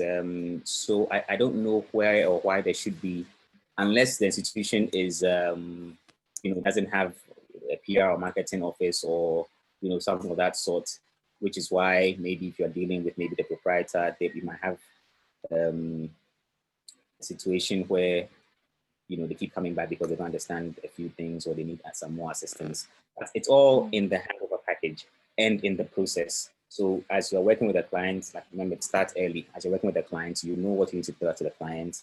You detail it in your email or your WhatsApp message. What comes in again? Whatever it is, just make sure that it is itemized, your checklist, and they know what is involved and what they need. But sometimes they don't understand that one file can do 100 different things. So one vector file can be converted to, for example, a PNG or a JPEG or a TIFF for that matter. But they'll be like, no, the person says they need it as a PDF, and you're thinking to yourself, why don't they just convert it to a PDF, or why don't they just convert it to a PNG or whatever it is? So yes, it's all a matter of the client's level in terms of how they understand how these things work. So just go about it, make it as simple as possible, break it down, and try and deal with one person. So you can say, oh, maybe you might be the CEO or the proprietor or whoever it is, maybe the director, but is there somebody I can be dealing with who probably understands this? If there's not somebody like that, then try and just engage the person, and have some patience. Like I said, you're probably going to give yourself about a month to oversee and guide them through the whole process before they feel more confident about using the work that you produce for them. Yeah. And I think it also comes down to what we learned last week on the project management. Dela also mentioned that once you're able to space out your work and the deliverables well enough for yourself as a designer, you give yourself that much room. I think it's important that it helps you to be able to handle some of these things. And one advice I would also give or add on to Nana is, dealing with one person is very, very important, because then you have a go-to point. One other thing is, if you know that there are multiple people, try and get at least 2 people and always copy the other person in any email that you send. So once you copy the second person in the email, should another question pop up, you have a second person who can answer it, and you don't always have to be back and forth with different departments. I'm combining the next 2 questions. So Kafui is asking, Nana is asking, would you advise clients to upload their handovers onto their site? That is the design guides and files. And Kafui is also asking that, is it advisable to give out the raw files, especially for your logos? Because some designers advise you to do that, others advise against it. So the first one is, would you advise that the client upload their handovers on their sites? And is it advisable to give out the raw files? Okay, quickly, don't be overprotective of the work. You're not an artist, you're a designer. So you are brought in to solve a problem for the client, and therefore you solve the problem and hand it over. Raw files, they definitely need the raw files. How else are they go? Else they keep coming back to you. It's a situation like I'm trying to come up with a quick example. But you don't want the situation where they keep coming back to you to ask for this, and they feel that I've paid for this. Why do you keep hoarding the work, quote unquote? If they're asking for maybe some prep work that you did, that's a different story. But work that has been signed off and complete, they need all those kind of things to be able to, because they won't only be working with you. I don't think as a designer you might be doing environmental design, or maybe you print logos in aquariums and that kind of thing, So they would need all those kind of files. And what I found is that they tend to always come back to you for advice anyway. And if it falls within your area, of course, within every institution, and again in Ghana, you might be able to sort out the work, but I can understand why you're asking that question. Sometimes there might be some sly marketing people who might just need original files because they want to give it to somebody to produce, I don't know, some diaries, which a business that could have come to you, they have a friend somewhere who has a friend somewhere who could have done it for them. So therefore they need original files. I mean, that shouldn't be your headache. Once you've been paid for the project, you need to definitely deliver all the high quality files, vector, raster, for the client to be able to use. Was that the question? So the raw files, and then what was it again? Uploading their handovers onto the site. It's for example, I just showed you Ubers. It's not, I mean, the fear sometimes is, oh, somebody's going to use my work to do something illegal and things, but they will find a way if they need to. For example, if I need YouTube's identity, I just go onto their site and I can download it in different versions, PNG, JPEG, vector files, EPS, whatever it is. It's all there. So being overprotective, it's counterproductive, I think.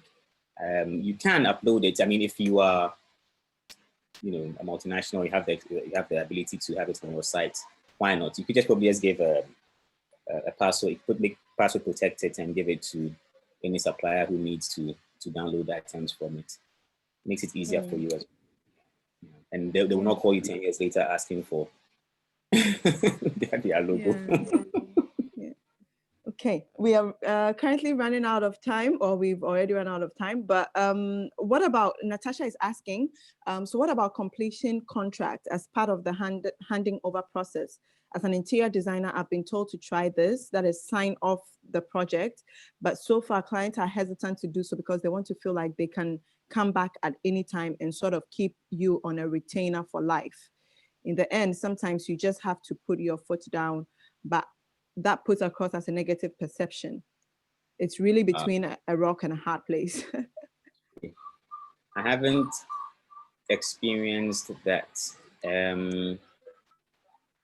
I mean, yes, it's kind of like a gray area. It's just that, both you and the client kind of accept that, it's over. And yes, they will always try and push to see how much they can get, So a client I recently worked for, everything was handed over and everything. And in the conversation, they're like, oh, I'll need a brochure out of this. It's going to be very good if we do this, da, da, da, da. And then they requested for the brochure. The brochure was done, and I sent the invoice after. And like, oh, I thought it was part of the project. I was like, thankfully, because of the communication, always try and be emailing, fine, even if it's WhatsApp, communicate clearly. We mentioned about. So I remember he mentioned about the brochure that he tried to fix it in there as he wants it for free. And I said, oh no, it's not part of it at all. And we laughed it off and things. So I just went back and referred him to it that there was no way it was part of it. I don't see why I should spend a week and a half designing your brochure, doing photography and everything for it, and you expect it to be free. I mean, where you're drinking, give me some, Yeah. No, That's no. very true. It's just a situation where both parties kind of accept that it's finished. And I know there will be a few requests here and there. Remember, I keep talking about this period where you should be doing a few things. Just decide, like you said, where do you put your foot down? So, oh, I'm just doing this for it. And then when there's another one, then you can start, billing, or you can find somebody who can help them, and they want to stick with it. Yeah. Well, Albert is saying, thank you, Mr. Dia. You are really addressing issues. Natasha also says, oh my goodness, Amma, I always end up in projects like that. Last December was a major awakening for me after I had a huge financial loss as a result. Communication can cost you a lot of money, and I learned to never allow the pressure or excitement from a client to determine my decisions on the project. Have a system and stick to it. They really do respect you a lot more for it. And even if they complain, it safeguards both you and the client in the end. There is one last question we'll take in 1 minute. How do you advise, this is from Emmanuel, how do you advise we hand over the work? Should it be through an in-person presentation? Because designers may render differently on clients' devices. I'm not sure who the question is aimed at, but I would like to speak to this one because I think, so we really enjoy and get a lot out of in-person presentations. So go to the client, show them what you've done, explain the thinking behind it, let them know, like, this was the brief, this is what we agreed, and this is where we are. And if there are adjustments, you also give them the opportunity to say this. But it also depends very much on the girth of, like, what did they ask you to do? Like, if it's a little thing in a bigger process, maybe an entire presentation might not be necessary, but a call could be helpful to really make sure that you hear or feel if you have buy-in. Maybe Nana, you want to add something here? Yeah, I mean, presentations and those kind of things might happen maybe, let me use it, a time before the final handover. Because at that stage, they are more confident about what's happening, and whoever that you're dealing with will just sign off on the final thing. So generally, I send mine, online, and if it's a client I really want to impress, then there is a package where I go in person to present. But more often than not, it's sent online, and then you communicate with them that this is what has been sent, have they received it, and any more questions, that kind of thing. So yeah, you can send it, but again, because of them coming back years later, and it's not just one person. I've had two people weirdly coming back years later asking, this was just 2 weeks ago, for a logo which was done 10 years, and thankfully I had them on CDs, on zip, on what's the thing with that cartridge thing, zip drives, and it was on CDs. And then now, of course, I have them on my, I don't trust the cloud yet, but. Interesting. Thank you so much, Nana and Amma. I hope you are all learning so much. We've tried as much as possible to bring you seasoned experts from all over the place with in-depth experience, expertise, exposure. So we are really giving you the full meal here. So if you don't have it, if you have any questions, any concerns, we've always said, reach out to them. You can find them on LinkedIn. We share their emails, we share the presentations. You have a free access to them through this training now, but you should consider that their work is really pricey. So if you're having them now for almost pro bono, that is something that you should really take seriously. And Nana? Hello, Nana. Yeah, before you go, quick one. So nobody realized, you designers, you communication folk, nobody realized that the Nigeria. colors. I knew I was gonna say that. Thank you so much for showcasing Nigeria through the.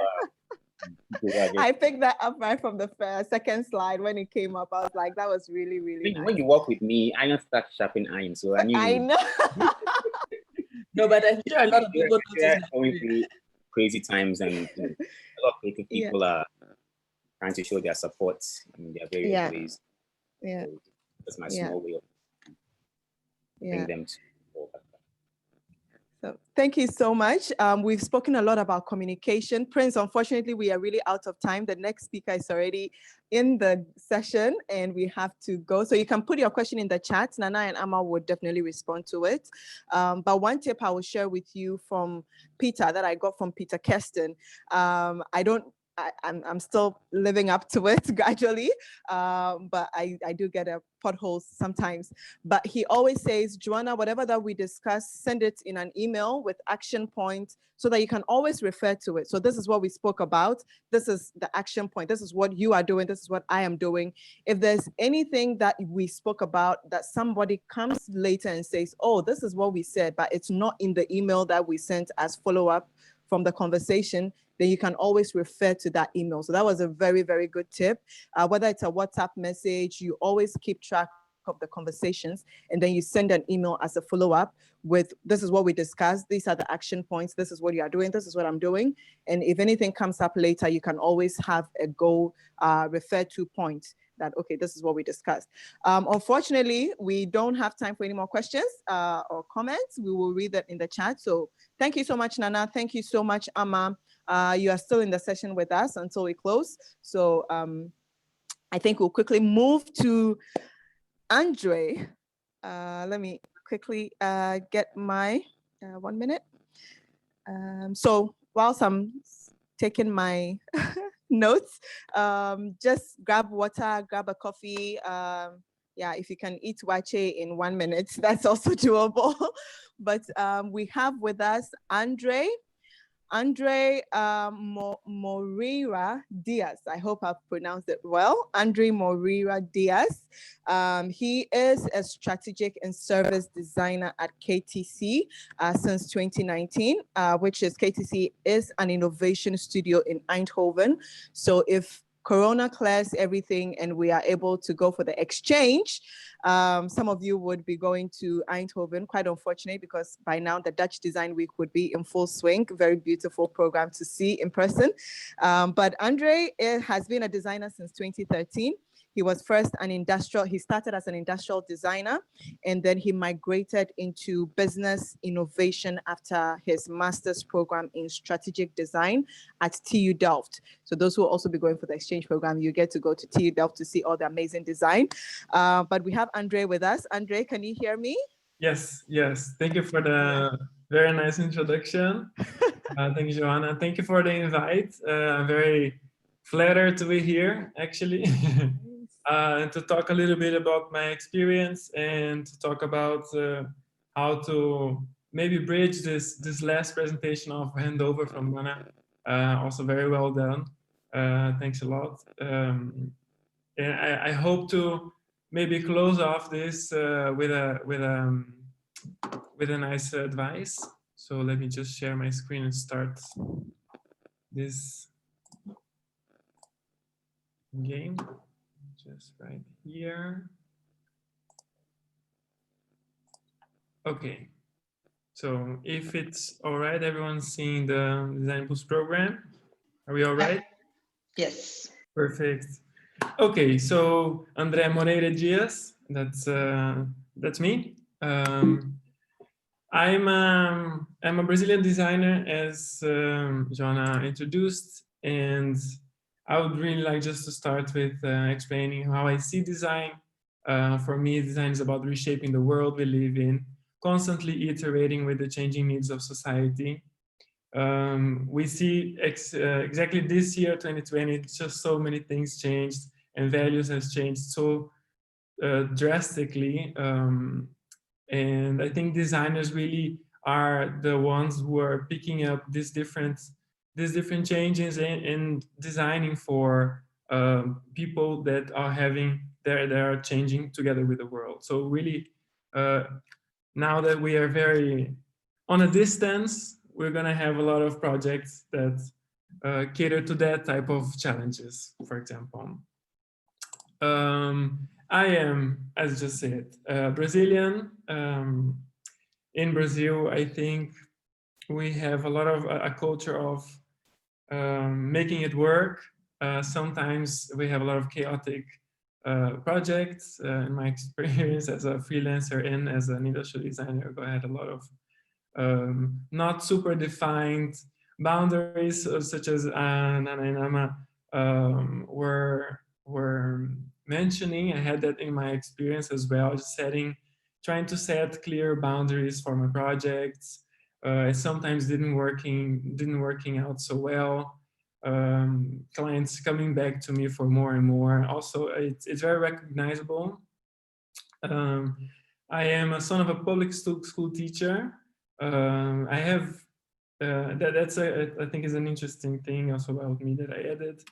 My mom was always teaching on a public school, which is slightly more humble in the city, and I'm quite privileged on that. Yeah, I mean, income-wise, let's just put it at that. But I always had a lot of different perspectives from going to the school of my mom to see what is the totally different background of other people that is not from the gated community that I grew up in. Number 3 is that I'm industrial design turned service designer, really starting from like breaking down products, tables, a phone, a mouse, to really understanding how systems work, and it's very adaptable, this method of looking at different perspectives. A bit of my trajectory, or maybe I'm seeing myself here, so we see your trajectory. Okay, great, thanks, Ide. When I started, I was I think, a little bit innocent designer, wanted to design something amazing and break through the new Dyson device, which was at the time just launched. It was this vacuum cleaner that had no fan or no engine that was visible, so it was very amazing. But today I see more as in, I want to design more fair, more society-driven solutions, which are not just about creating like an exceptional work, but more that the work that I do has more impact. And the way that I think I add value to the design ecosystem is really using these design tools and methods, not only to create a product or a website, so to say, or all the assets of design, but to really understand customer needs and create, for example, a new business that cater to the needs of these customers within my client range, which is in Eindhoven. We have clients from the Netherlands, but also in Mexico. Well, what I bring for you today, it's hopefully to close off this talk of continuity and handover. It's how to activate potential clients. So really, when you finish a project, how do you keep them in the loop, or how do you keep them engaged to maybe in the future have a new project, or how do you get new projects as a designer, especially now during the pandemic that all the work is disrupted. I can say for experience also that we experienced a low in 60% in projects during May to September, so it was quite a difficult period for us. And I think also very recognizable for a lot of businesses, a lot of designers. But we have a sort of a solution and a practice that we do it at KTC that helps us on getting these contacts or leads for new projects a bit warm and slowly warming them up to have a new project with them. And that's content marketing. Content marketing is to drive sales by being a thought leader in your field of expertise. So it's really taking control as a designer here, and educating your prospects or your clients on what the value of design, or how can you use best the things that you are giving to them, or a new technique that is being used that you can benefit from, for example. We use in our practice this tool called the Buyer Journey Map. It's on it's on a website also if you want to try it out, and it's free for download. So bit of shameless promotion, sorry. But it's really to take the client from being aware that you exist, basically, to making sure he comes back, and that you can do with multiple different mediums and touch points. Within our website and marketing channels, we write articles about innovation. We give tips on the industry, how the industry is changing, or how to approach a different project with a specific tool that we developed in the practice, or that it came from a research institute that we sort of reappropriate this public knowledge and just channel it to the right person. But it's content that shows that you know well about your craft and you can lead a conversation about it. So it's really putting yourself as a designer, as the leader of this process we were talking about before, setting expectations, and you're the designer. So you have the power to set the conversation and to set the tone of your project. So really, okay, this is how we're going to do it. These are the deliverables. When I was doing freelance work also in Brazil, I remember stating in contracts that I would deliver a project and the assets, but also have an X amount of revisions. So that might be also a tip to give. And then after that, you would charge extra, for example. But now we do it through content marketing. So for example, in our website, you can download the teaser for the content, you collect their name, email, and exchange for your knowledge. And then you already have their contact and you can start a conversation.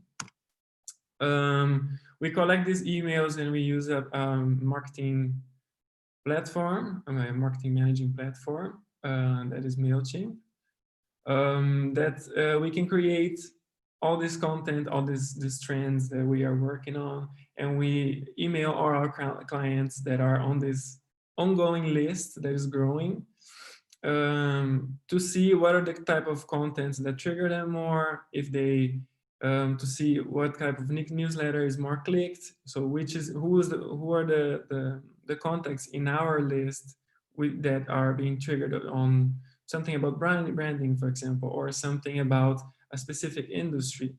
So you can really then email them personally to request a chat, or to basically explain, well, we see that you're very interested in this topic, why not we can do something else, for example, or something on that, elaborate a project on a specific area of interest of a client or a prospect on that note. We replicate this content then also on LinkedIn. Now you see my face again. To engage more people and also reach more prospects. Well, we do it in LinkedIn. You can also do it on Instagram, I think. It has been working well for illustrators, for graphic designers as well. I know product designers that get their work through Instagram as well. But we do it through LinkedIn because we're more in this business innovation area. And from our experience, also what works very well is posting a short video, posting slideshows that it's basically a snack version of a content that is a very easy and simple explanation of a topic. So if you're a graphic designer, you could explain how can typography influence the quality of of your work. Or if you work with interior design, you can have a little slideshow about lighting design, for example. And on that, with that practice, you kind of build your own image as an expert and are more likely to be seen as an expert, of course, because you're building your, on your image. So the key learning from that is that it doesn't work instantly, so don't expect it to just post it and get leads instantly. It's a practice that you have to build up and do it with a rhythm, so to say, and you maintain your contacts warm, and you go making them warmer and having a more creating a relationship with these sort of key leads and key prospects, and then at some point you jump off to a real conversation and see what they need and turn them into clients, basically. So I hope that wasn't super short. We have space for questions, I think, and I'm gonna look at my co-hosts now. Let me go back here to Zoom. Yes, so I think if you guys have any questions, you can post them in the chat or raise your hand. And I think John is going to moderate the discussion. Yeah. Yes. Yes, yes, just like Irena mentioned, as we do usually, you can raise your hand or you put your question in the chat. Let me see who it is on. My chat is gone. I don't know why, but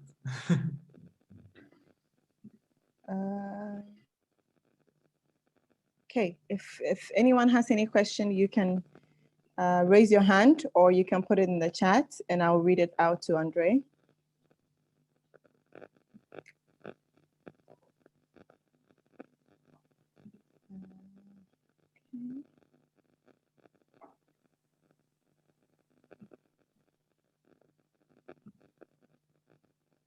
Okay, we don't have any questions.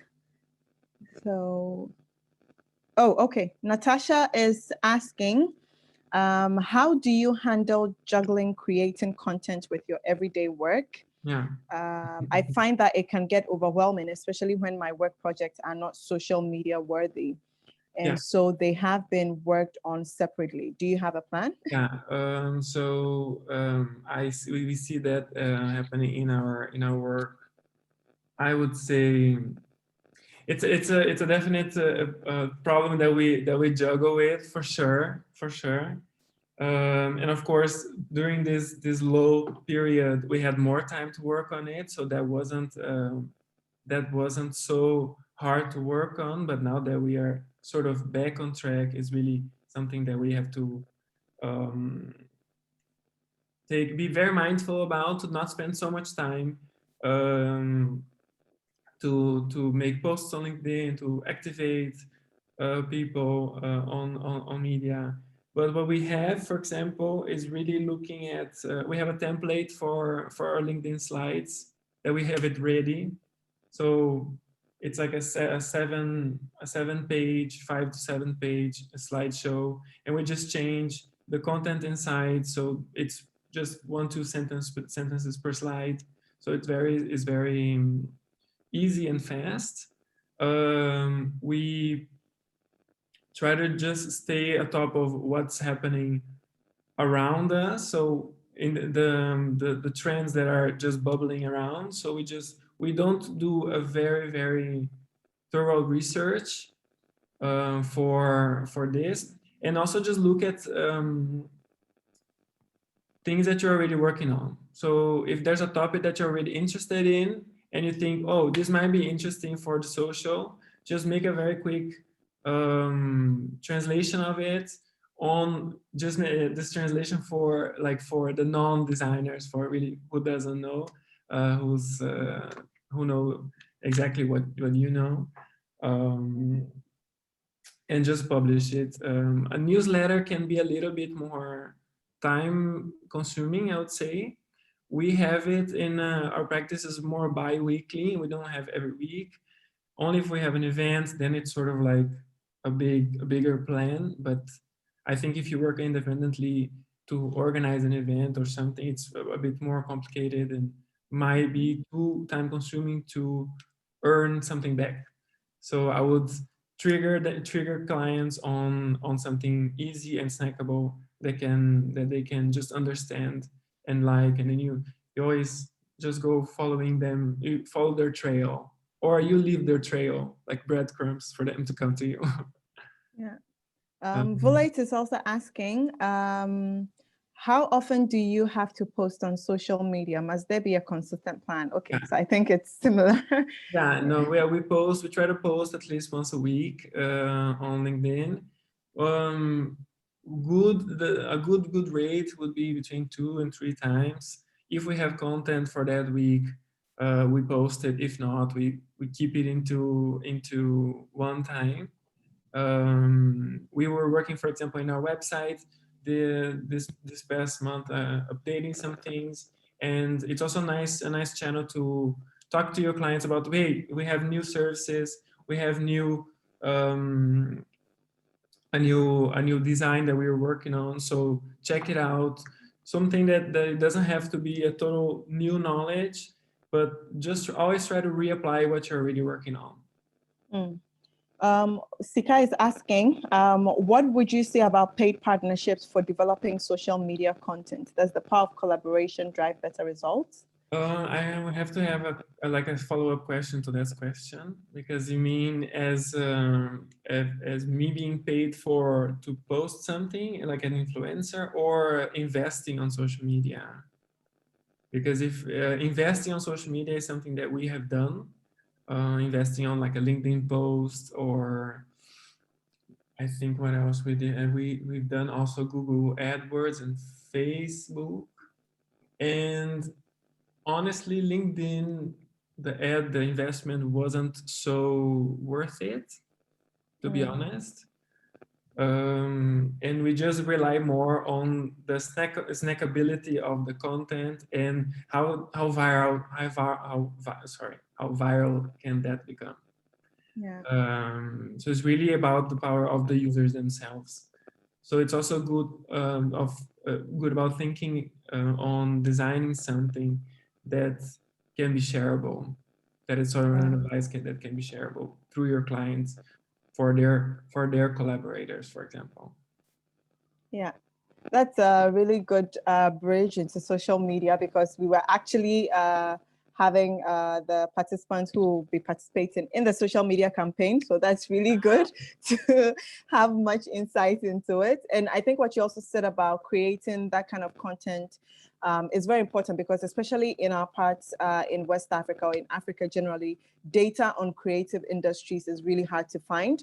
So the more you give some kind of information on what you find or the kind of work you do, you somehow help in gathering data or putting out information on what is happening in the creative space. So whether it's an article, you put out a write-up, exactly.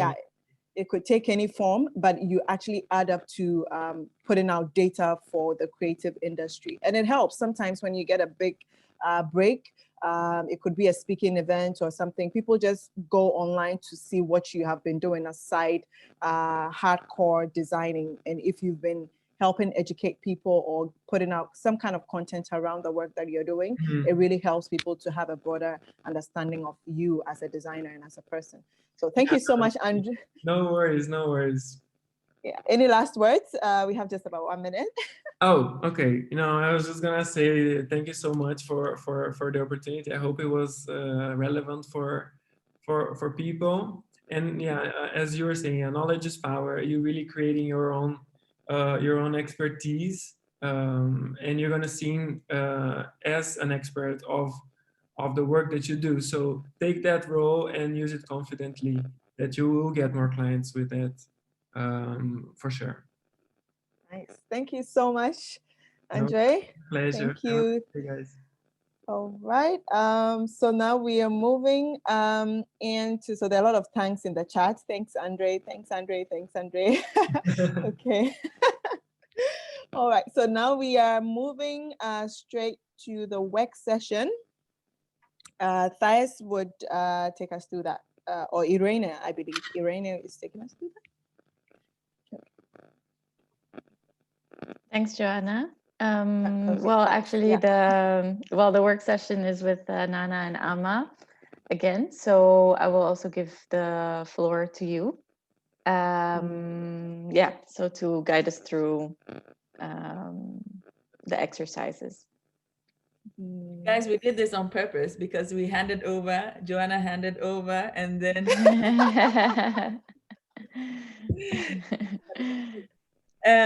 yeah, so thank you so much, Andre, and thank you everyone for still being here, because we're well into the program and now we're going to get you to work. So we are going to work together. So what we had thought of, Nana K, you correct me if I'm wrong. It's okay to be wrong. We are now going to work on 2 cases that we prepared for you so that you can now exercise your own brain, your own experiences, collaborate and think along with us, like, okay, so how would you deal with this type of a person, with this type of a client? So this is going to get a little bit more interactive. So we'll deal with the cases. After the cases, we want to jump into a type of clinic setup where we will go into breakout groups, and now we can share, you can share your experiences with us and we can discuss together. We're going to be your support group. You're coming to see Dr. Design and we are together, the doctor. And then after that, we'll have another breakout session where we'll talk specifically about your handover package, and then we will start closing. So we are almost there. Okay, so Nana, over to you. You are muted.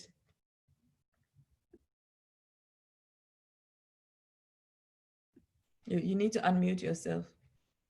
All right. Yeah. Can you hear me? Okay, cool. A minute. All right. So yes, we have, do I share the 2 case studies simultaneously, or we do it one and then we do it the other? Or I just share the 2 and then we can just decide which? Yeah, maybe just show the 2 and then we do each. If we do one, we do it, Yeah. one, then we do the next. Yeah, do one first and then the next. Yeah. Do you need to share your screen or? Yeah, okay, perfect. Yeah, you took it over. Yeah, good. Okay, so the first case study, interesting one. Are you guys ready? All right. So we have a new data already bank. You have sorry, Nana, you have a few things blocking the slide. Oh, it's just me. You have a little build order and the colors things around. Yeah. Are you talking about what you're sharing? What I can see on my screen has Mm-hmm. some things around, so I can't see all the text that you are sharing, but maybe you'll read it to us, also fine. Oh, wow. Okay. Yes, this is better. All right. Oh, okay, okay. Sure. So we can see, is it still obstructed? Yes, this is perfect. Perfect. Okay, great. Perfect. All right, cool. Yeah, so we have a bank in Ghana, and there's a new bank. So this is a hypothetical situation. There's a new bank in Ghana. It's an agricultural bank, and it's called Equafo Trust Bank. It's digital ready, and yet it has a lot of physical branches nationwide, so all the hinterlands, they're there, but they're also very savvy digitally. And as you know, Ghana, Africa, mobile phone technology and that kind of thing, they are at the forefront of it. And they sought your expertise to design an identity system and a poster campaign, which they'll be using online, outdoor, within their branches and that kind of thing. So the project has been completed, and you as a professional, how would you go about the handover process? So bear in mind, they are digital ready. That seems to be their main focus. And they wanted a brand identity system, a poster campaign. What kind of handover process do you think you might go through with them? We take questions, or they unmute, or I go to the second one? I think we should deal with this one. Maybe just present the other one so that people have time to think about it. And then the way we participate is just as you've done throughout, you raise your hand or put your question in chat if you have a question. Okay. All right. Yeah. So that's that there. They have a lot of money too, by the way. Okay. And bear in mind, they're competing with the government of Ghana did a cleanup in the financial sector. So the banks that are standing are very, very strong. So Kwafu has a lot of work to do. So bear all this in mind. Antimony Enterprise has grown from a street joint to a fast food restaurant, and it seeks your expertise on creating packaging for them. They don't have a recognizable brand identity. Their budget is low, but they need it very, very urgently. Okay. How would you go about advising them on the project? And also, how would you execute the handover? So yes, they are well known, but they don't have an identity. They don't have any recognizable, brand in that sense. They have a low budget, but they definitely need the work done as well. So those are the two cases we'd like to consider.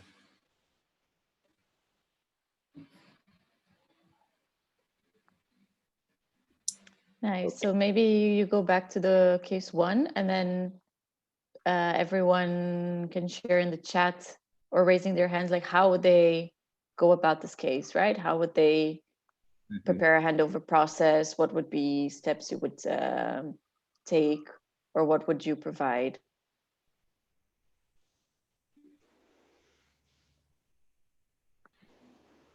And remember, it's a client that has a lot of money and they're new on the scene.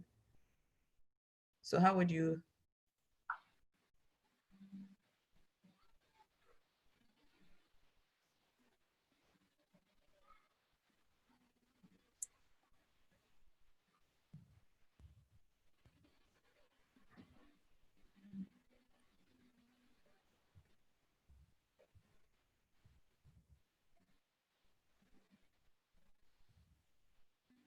Someone is hungry in the chat. I noticed they're already talking about Auntie Muni's food. Oh. But let's start with case one before we deal with the food. There's a question by Albert. What does a new digital ready mean? Okay, so it's a new bank, but they're digital ready. That's what I mean. What do you mean? It's a new digital services. Sorry. I guess he wants to know, what do we mean by digital ready? As in they offer digital services, or that's they need the presence because they're going to be in the hinterlands, but generally they are more like an online bank. Mm-hmm.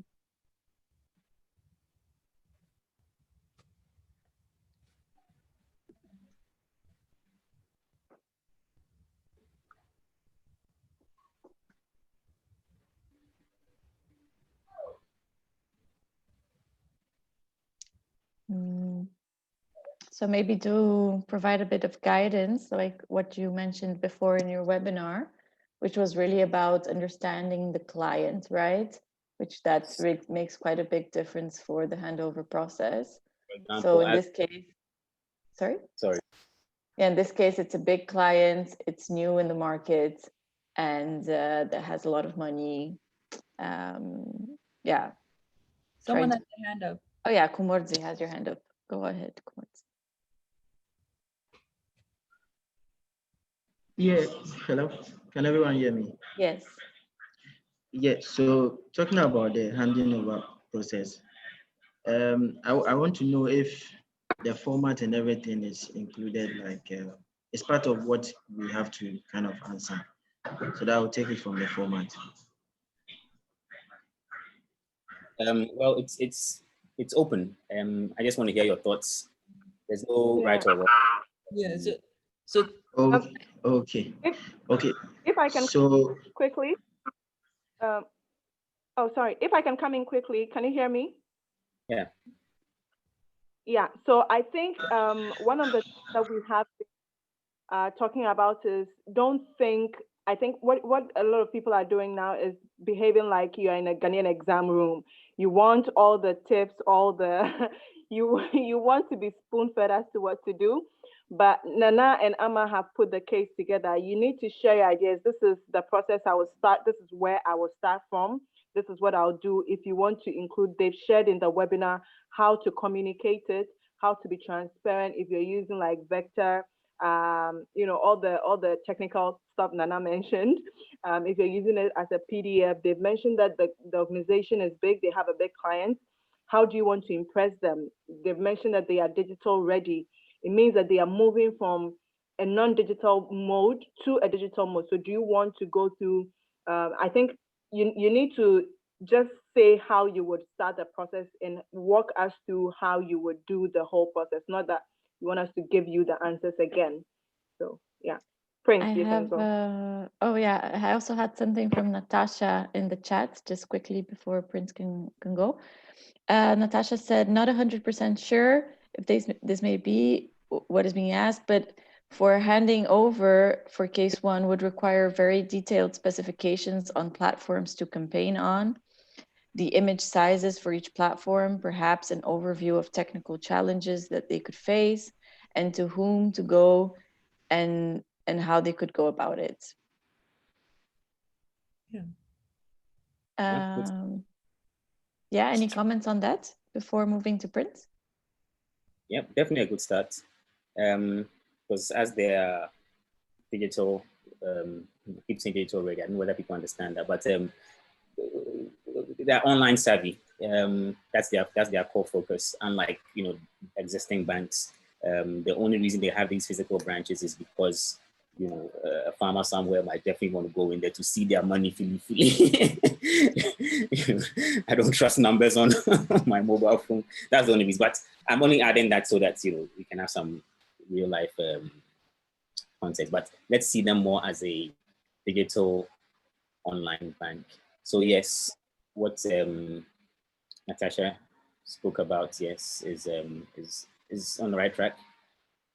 And nice. Natasha, just to build on what you're saying and what Nana is saying, they are digital ready. So they actually the client that you're being presented with here has both physical branches. So you'll be designing for maybe farmers who would have to see what you've designed, but also for people who are doing online banking.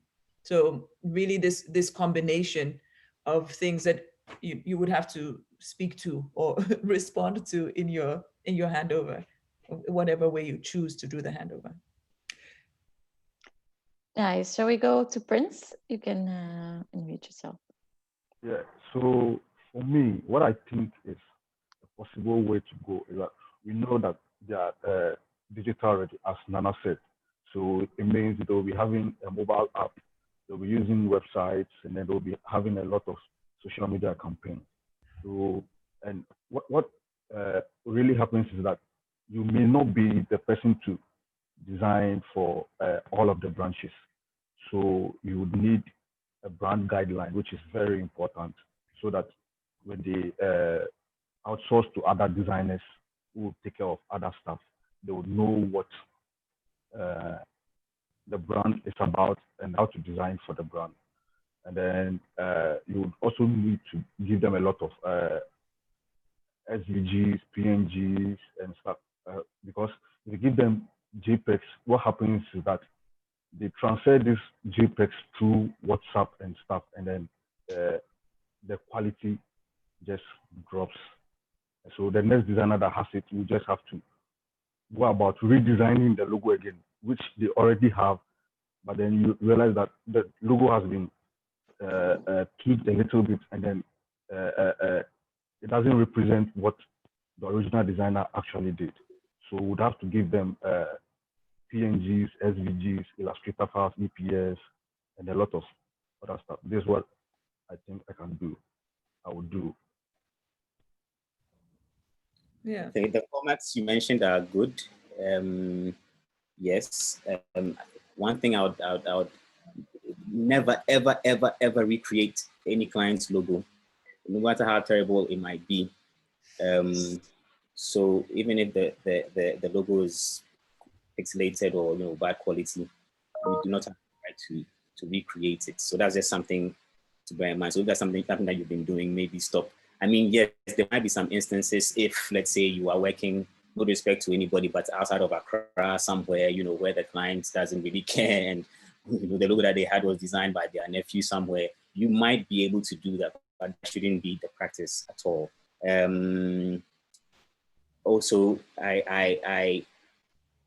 this is a new bank that has to compete with other banks. You spoke about designing a brand guide so that even though they might not be the people who would design for these other branches, whoever takes charge will be to design the same thing for the other branches. But I feel for them to be different, bear in mind as you're thinking, how do they compete? They need to start hitting the road running. Are they going to be doing the same thing everybody has been doing? This is supposed to be a very digital savvy, forward thinking kind of bank, even though it is approaching the agricultural industry.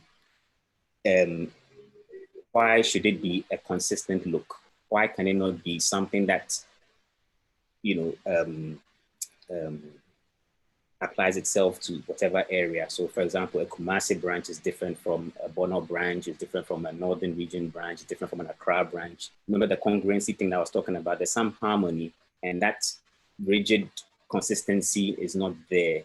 I would have thought that was something, bearing in mind that's a digital thing, it can be quite flexible in terms of the identity. So it's still the same brand, but then it feels a bit different in each location. That could be something to consider. So yes, don't ever recreate anything. And then the idea of, the congruency thing we were talking about could have been applied here as well.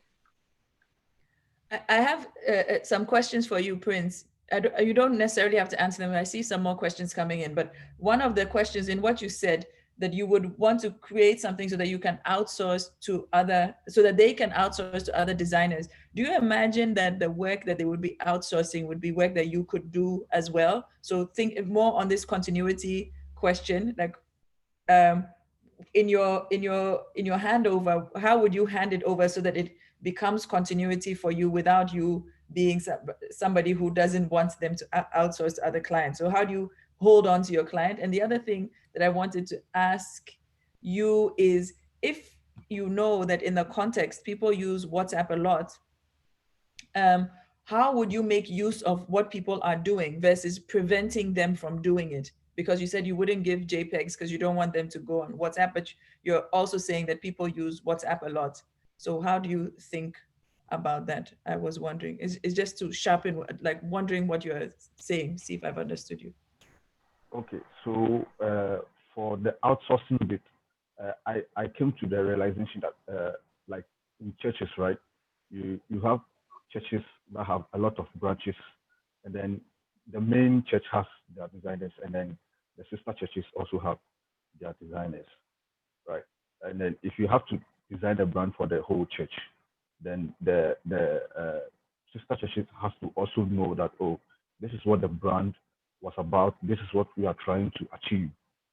It's not like we are going to design for the whole church, like for the main church and then for the sister branches as well. So that was why I was saying that some they outsource it to other designers. And for WhatsApp, we could encourage them that WhatsApp has a feature where you can send images of JPEG as documents, but a lot of people do not know or they do not use it. So we could also encourage them that if you want to send by WhatsApp, and send it as a document so that the quality is still intact. Okay, I think we're missing something here. Sorry about this. Bear in mind, they have a lot of money. This is a very digitally savvy company.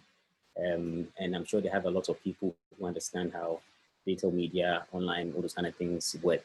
So WhatsApp might not be their go-to. I think you spoke about creating apps and these kind of things. I'm thinking these employees, either they have the expertise already or they've been trained to use these apps So whatever app has been created, if things are uploaded upon it, it's easy for them to download it for whatever use. So WhatsApp might not be, again, let's try and be, let's not silo ourselves. Let's blow it up. I also see somebody, is it Gulate Tate Asari, talking about a PowerPoint deck. PowerPoint is so 1980. Understand the clients we're dealing with, okay? No respect to you, but talking about what I'm saying. They would not need a PDF document or printed document because they live digitally. Okay, so let's try and understand this client much better. But by getting there, I'm hoping people are learning and picking up stuff as we go on. I think a client who has a lot of money and who can do what Microsoft, for example, or Apple, you won't see Apple doing PowerPoint. They'll do Keynote. But you understand what I mean. Shall we move to Albert now? You can go and then I'll check the ones in the chat. So we do a mix. Albert, you can unmute yourself. Okay, so if I understand, it's been mentioned that the clients, they have money. So it means that they are not a group I will go about just sending them the files via WhatsApp and just email. I will want to sort of set up a presentation situation where I get to go over the sort of with a team or the people that has been assigned to me. So I go through kind of like something I saw Nana did some years ago with Enterprise, an idea he pitched with them years ago. So then I can go through the identity system, go through with the team, that is the board or whoever I'm meeting, go through it, the presentation. And then through the presentation, I present context where all these platforms we are looking at, whether we are looking at ATMs, we are looking at letterheads where it's on you set it up with Microsoft Word where they can just type and print, or printed letterheads. Then all the collaterals that comes with it. We are looking at outdoor signages, billboard presentation. So it will be a CMYK sort of file where you'll be able to do all the printing stuff. And then the digital side, RGBs and PNGs for the digital platforms, and sizes too. Because when you send files over email, like email blast, which they may want to use, that one too, I may also have to consider the size of the logo, and then the brand guides and all those type of things coming. A video presentation too may be good, where you sort of unveil the logo to maybe the general public. You do an internal presentation, and then we look at a public outdoor as well, where if they are, since they have a lot of money, they wouldn't mind where we do a proper public unveil to show the new face of the bank, where the press will come in and all those type of things. And then we can do a proper launch with 3D signages and everybody can sort of enjoy the situation. So I will take it from that angle where I meet the board, since it's a huge thing. And then from there, I go through all the processes that the logo will go through, prints, and then the digital platforms, and then the control systems that will be put in place to control the narrative as it goes along. So that is where I will start. Thank you. Yeah, that sounded quite interesting. So you blew it up and then you dipped a little bit for me, Prince. Don't because I didn't say the poster was paper. Why should it be paper? So that was something just to think about. So we're saying a poster campaign, but it doesn't necessarily have to be printed on paper. So print situation. So the print may vary. Oh, I agree. I'm not saying it's not valid. I'm just saying because this is a case study, we're trying to imagine an ideal situation, and this is a company or an organization that is trying to push boundaries. I mean, I'll be expecting to see, LEDs or, some kind of panels within the branches, as opposed to the typical. Bear in mind, they don't want to be like any other bank, because you're creating an identity system for them. You're creating a new brand for them. They're new. So let's always be thinking why, ask why, and show, what we can do different from other banks. So when I enter, like, if I enter the bank and they span me around and I open my eyes, the first thing I see, I should have to say, this is definitely a Kwafo Trust Bank, because I'm not going to be seeing the typical, bank thing. So, there might be a bank, but sorry, there might be, a financial institution, that kind of thing, but they shouldn't necessarily have the same thing we see everywhere. So that was just something to plan. So then what you said is valid.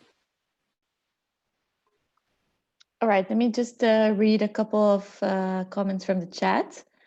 So Viewlate says that we can put together PowerPoint deck, PDF files, or printed documents on how to use the designs, when to use it and how to use it, and what not to do with the design. So kind of like a design guide that you mentioned before. Then also Osborne says they have physical branches across the country, so it means our work would be implemented at every branch.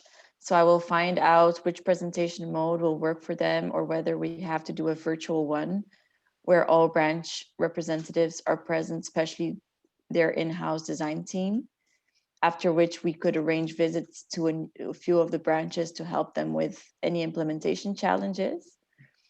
And then Ellie says, by this stage, I should understand my clients and their customers. I will begin by going over the agreed list of deliverables with the client, make sure all the assets have been approved and signed off by the key decision makers. Yeah, so I'll start with this. Maybe you have a couple of comments before continuing. Yeah, it seems to be we're stuck in time. PowerPoint should not be something that comes into this at all. I think it will lose you the job immediately, So imagine you had an agency. I mean, I'm thinking whoever is going to work with this client should be on the same level with this client. It feels like the client might be a bit more advanced than the agencies I'm reading about here. So let's, yes, it's not a real situation, but let's try and imagine,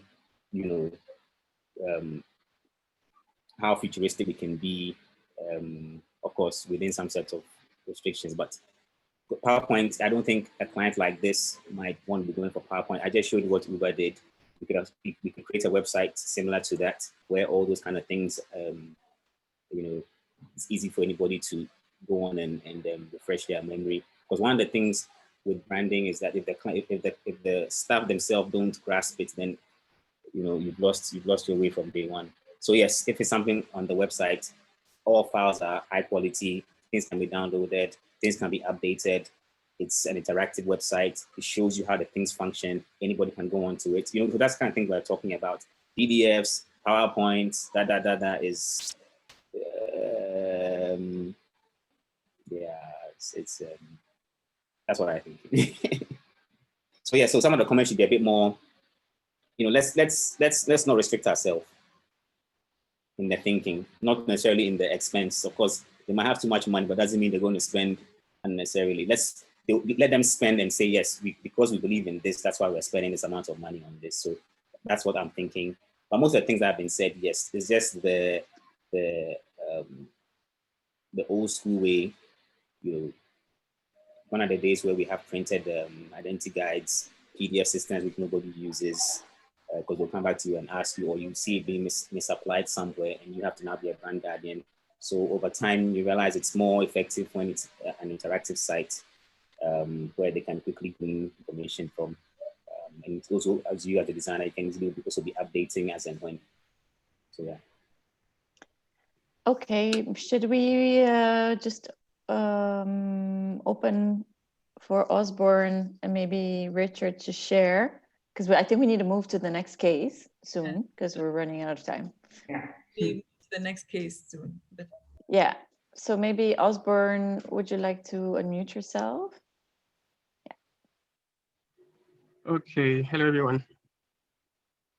Hi. So I think, yeah, most of the points have been made. I kind of like what Uber did with their brand refresh. So a bank with a lot of money like Akuafu could definitely use that, where every branch has access to how the brand has, been branded, and they all have their resources uploaded on that site. So they can definitely download the resources to use wherever they find themselves.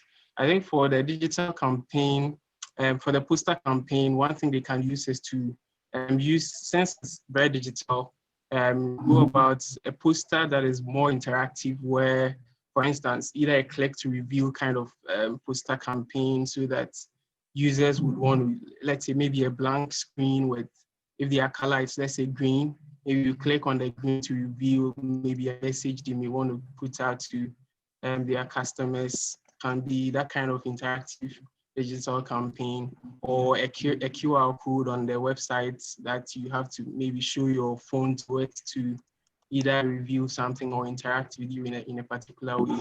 That kind of leaves a mark on their audience or the people who they may want to reach out to. So that's my thought. But I think all the other ideas that have been shared are things that are quite good for such a brand. Yeah. Yeah, that's interesting. Yeah. Very nice idea.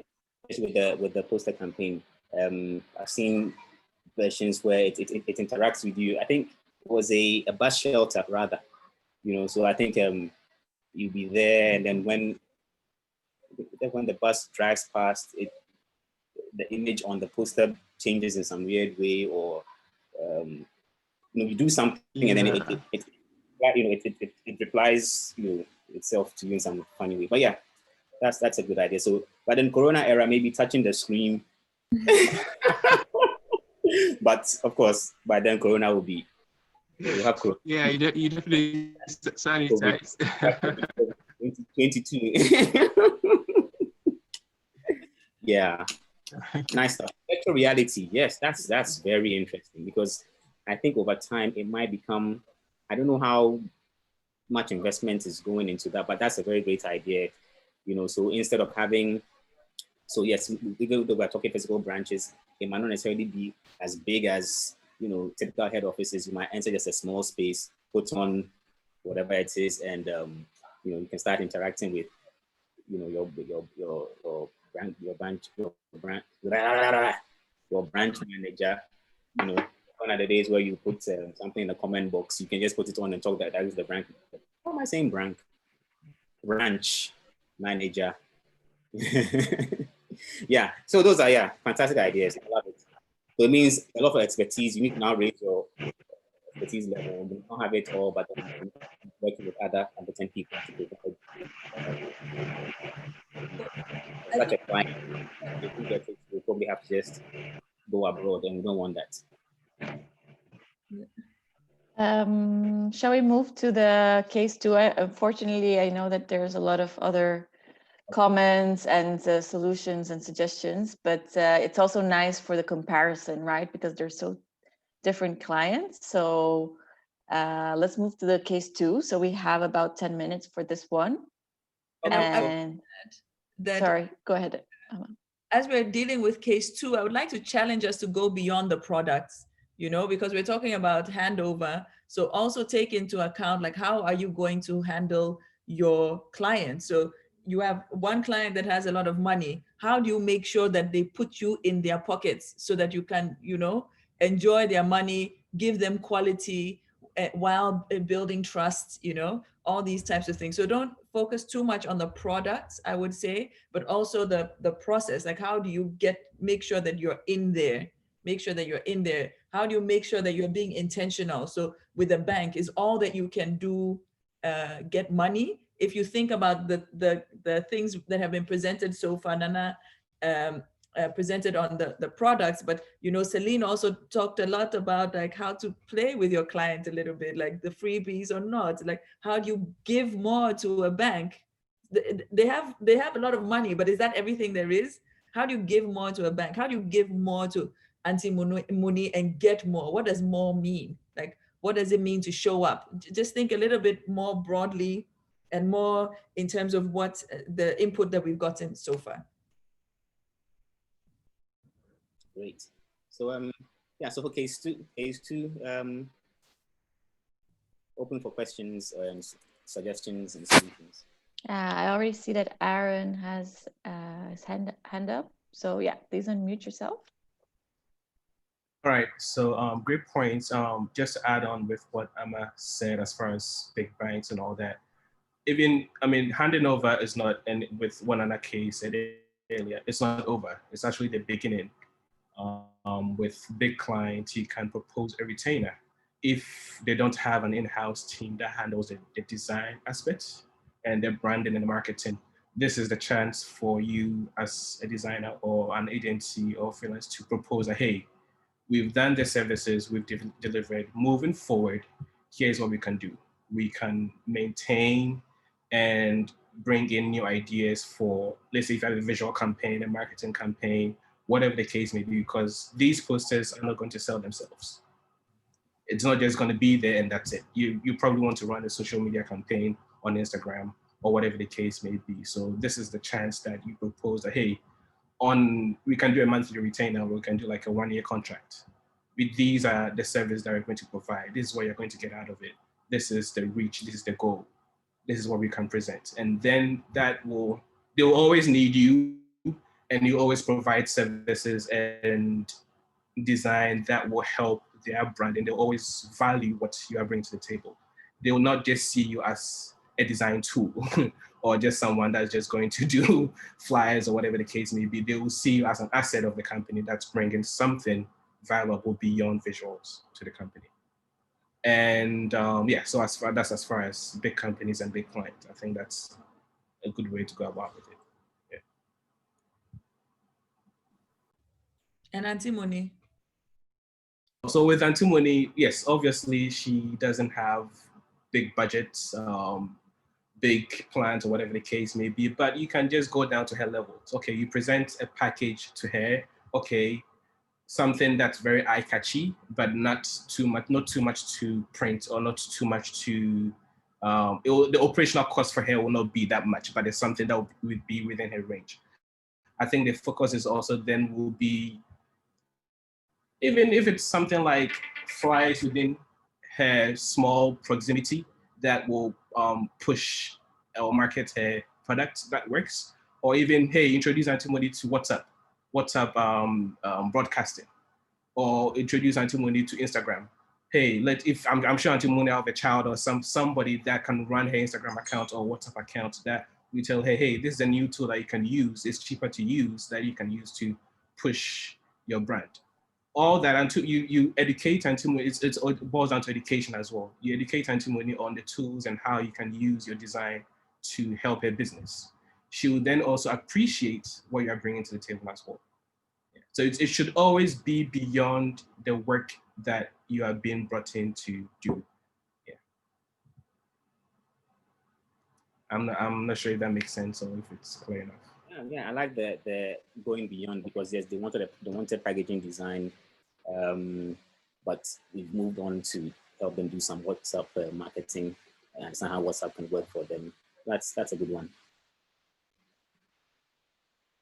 All right, we also have Charles with your hand raised. You can unmute yourself. First of all, Amma and Nana, this is amazing. I can't thank you enough for today's your conversation today. Very realistic, very honest. Designers in Ghana need to know how to manage their client. Don't just wait for the money. Don't just take the paycheck and go home, but follow up, follow through. Nana, you must be following African Showboy photography, because today he made a post about Auntie Moni, which is kind of cool. That's one day. Yes. and I picked up on it. So I'm interested in this because just like African Showboy said today, this woman has been consistent for 15 years, right? Mm-hmm. If I'm a designer and I'm supposed to be working for Auntie Moni, I'll go above and beyond. If it means, one, designing the brand packaging, making sure I help her find a printer or a packager that fits her budget, so that it comes out well. Because you as a designer, which is something a problem I have with designers in Ghana, you as a designer, you mentioned this earlier on as well, you and Amma, you have a responsibility over your design, because you need to be able to stand up and say, that's my work. So how that work comes out is super, super, super important. So to the point where you find who the printer is working on and find a way to find a printer that fits that budget is really cool. And which is a case I will apply to Auntie Muni here. Find a packager that Auntie Muni can have her designs or whatever it is I've designed for her on that fits her budget, great. I'll take it a step further. As part of the handing over, I would want to go and show Auntie Muni, even if I have to do it for the whole week, how to set up that brand, how to position it, where if it's a little what do you call it, signpost, where does it sit? How do you put the packages? What should go with it? If I have to run Auntie Muni's daughters through this training for the next 3-4 days, just so they get it right, so that I can take the credit for it. When Auntie Muni's brand value moves up, and Auntie Muni is moving into a new building where now she has a billboard, who do you think Auntie Muni is going to be calling? Who's going to put that on their portfolio and say, I'm a designer and I went beyond design. I moved Auntie Muni's business from under a tree into a house, and this is how I did it. It becomes a brand value for me, myself. My challenge in design in Ghana is, designers, you're super important. Without you, brands cannot live, but it goes beyond, do the design, hand it over, give me my money, and let me go home. It cannot work.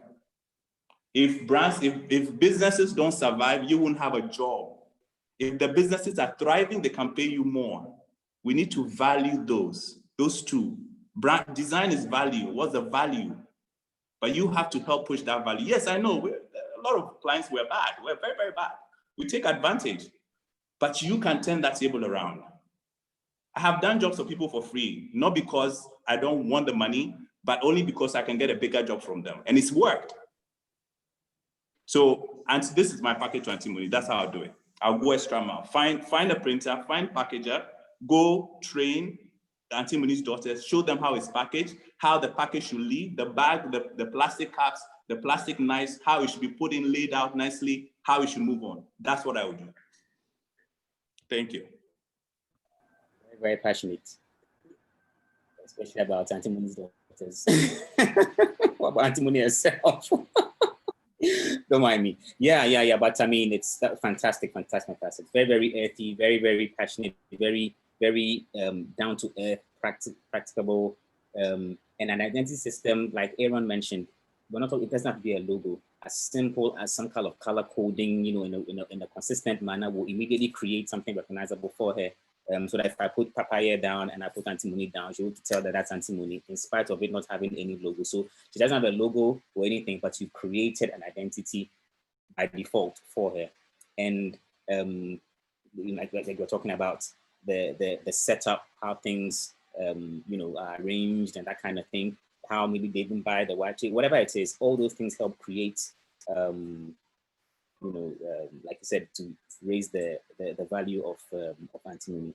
The signboards and those kind of things, those are very, very real, helpful, practicable kind of things. And I think that was fantastic. Yes, she might not follow through all the time, but with those things in place, you can be sure it would help her. And yes, with the packaging design, like Aaron mentioned, something bright and colorful, used consistently is an identity for her. So without spending any money on a logo, you help her really create something distinctive. And yes, when it grows, I mean, that is bragging rights for you. So it would be good to invest your time and not necessarily chase after the money. Value over, and I'm sure she'll give a lot of wache as well, if not any of her daughters. 6 boxes of wache. Man, it'll be my daily breakfast. But I do want to challenge us a little bit here, because Auntie Muni is the most famous wache seller in Ghana, right? Everybody knows Auntie Muni, I assume.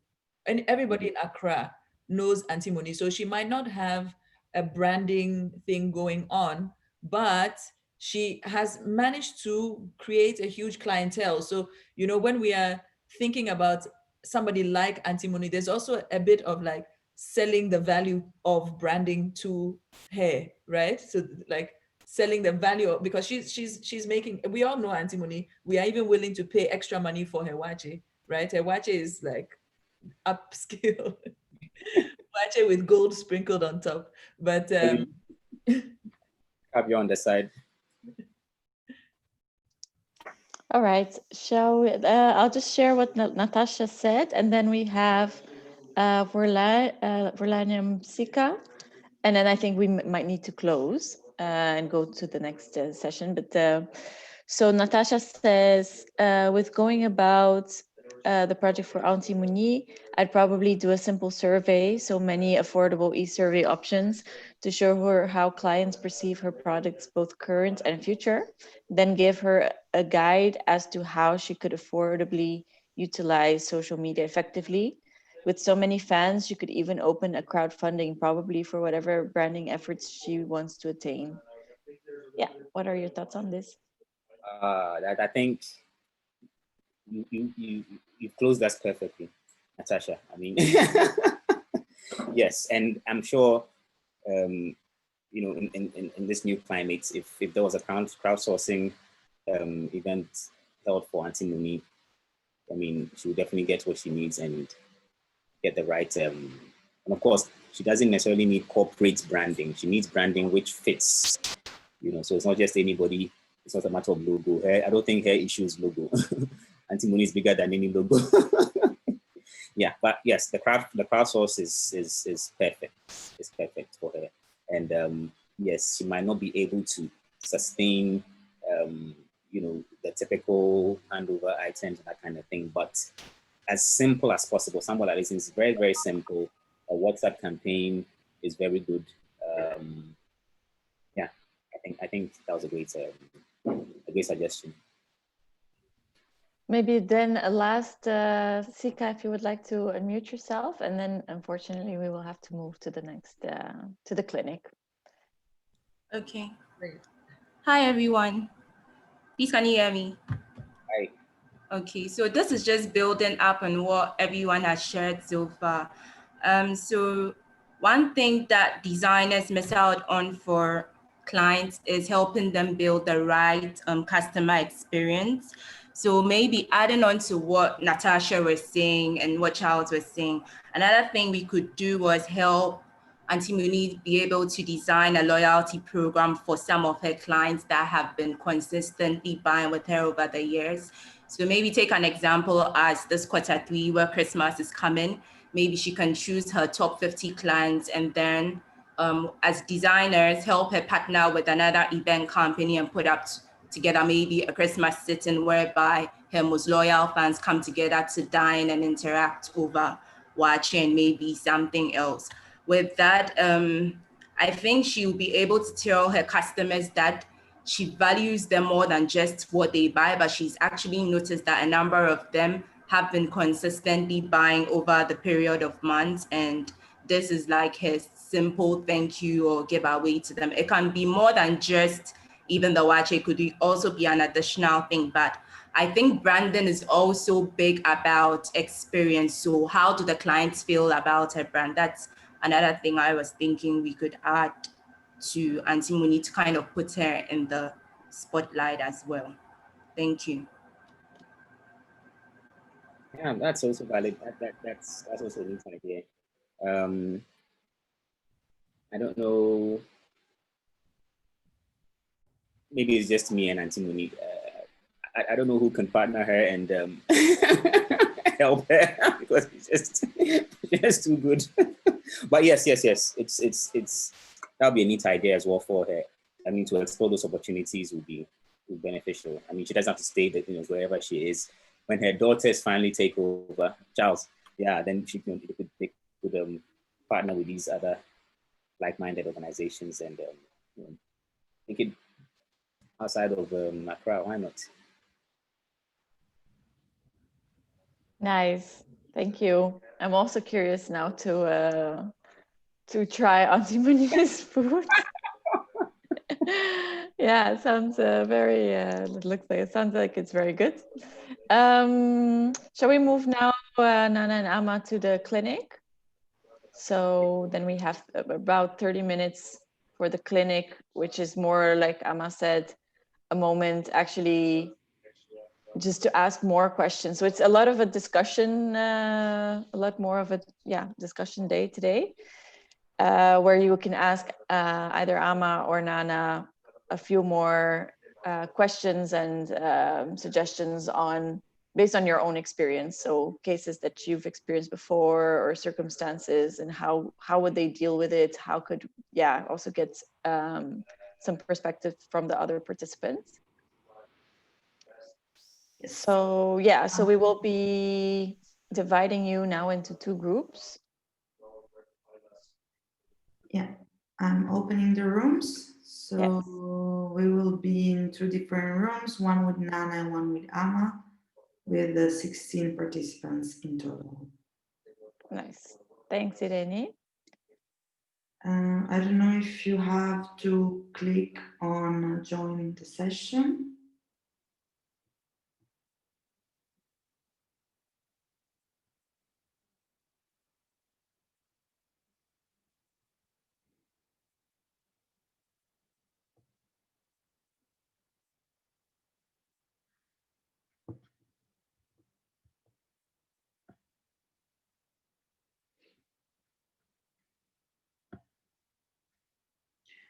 I think you guys have to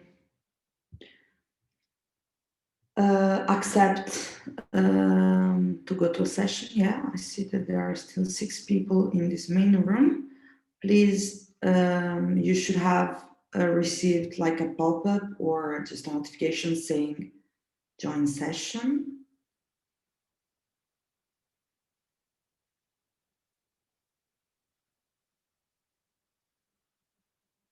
Do you guys see it?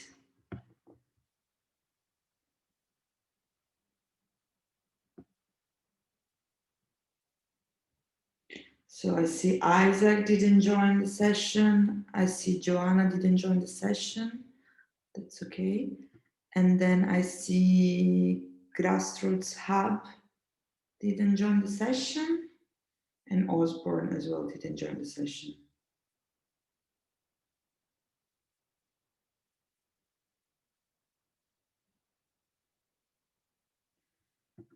So if guys, you can maybe tell me if I need to support you in somehow, if you're here or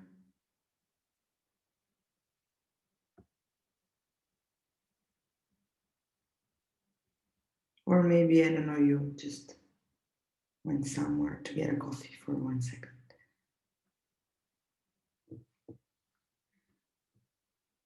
Are you here, Celor?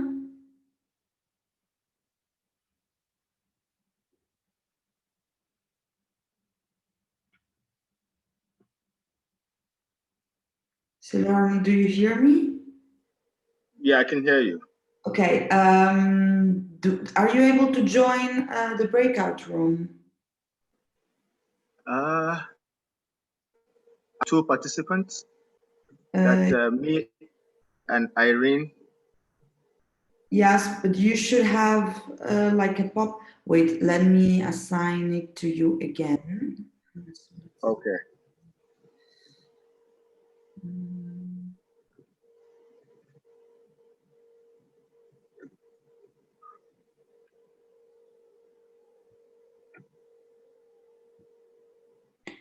Because you were already assigned, so you should see like on your screen somewhere a button would written join the session.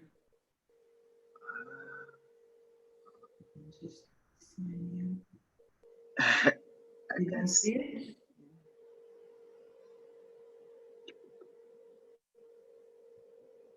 Very weird.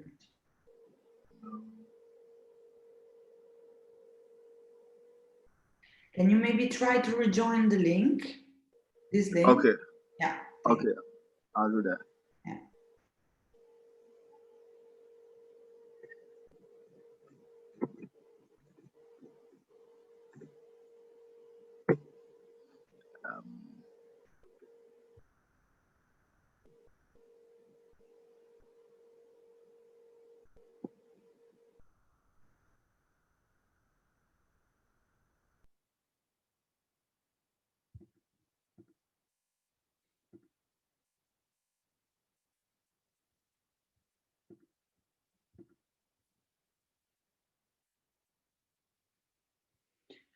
Okay, let's try again.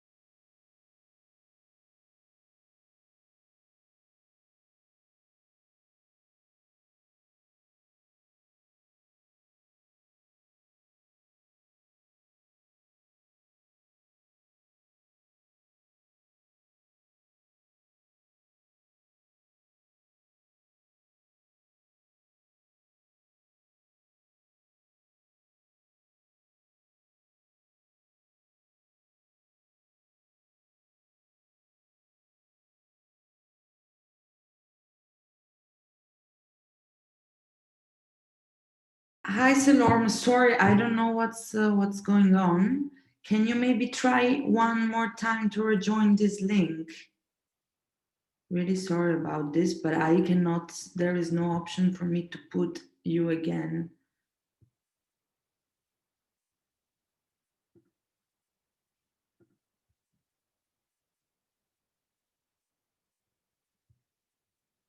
Yeah, can you try to rejoin?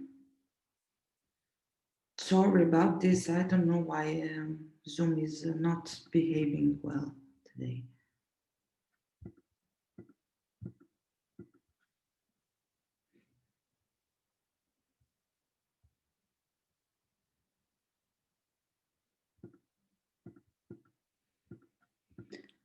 Can you try to rejoin again this link? Thanks, sorry. Let's see if like this works. Because Ellie, I managed to move in, but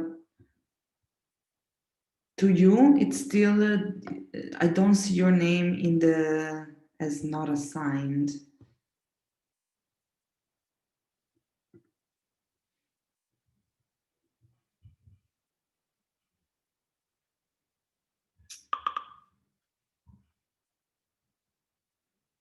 Can you rejoin this link?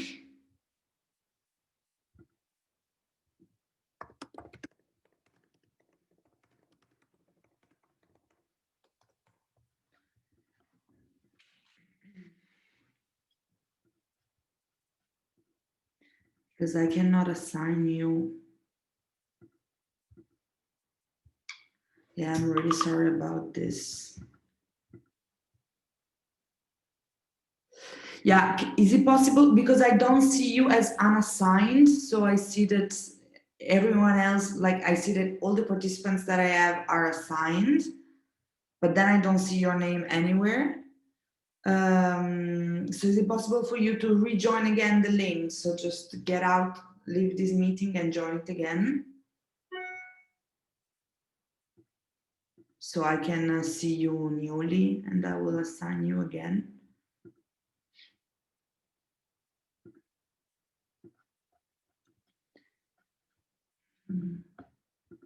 So Lauren, can you try to rejoin this meeting, please? Sorry, but I'm really, really sorry about this. Yeah, so just end the meeting and then rejoin it. Okay. Yeah, thanks. Sorry.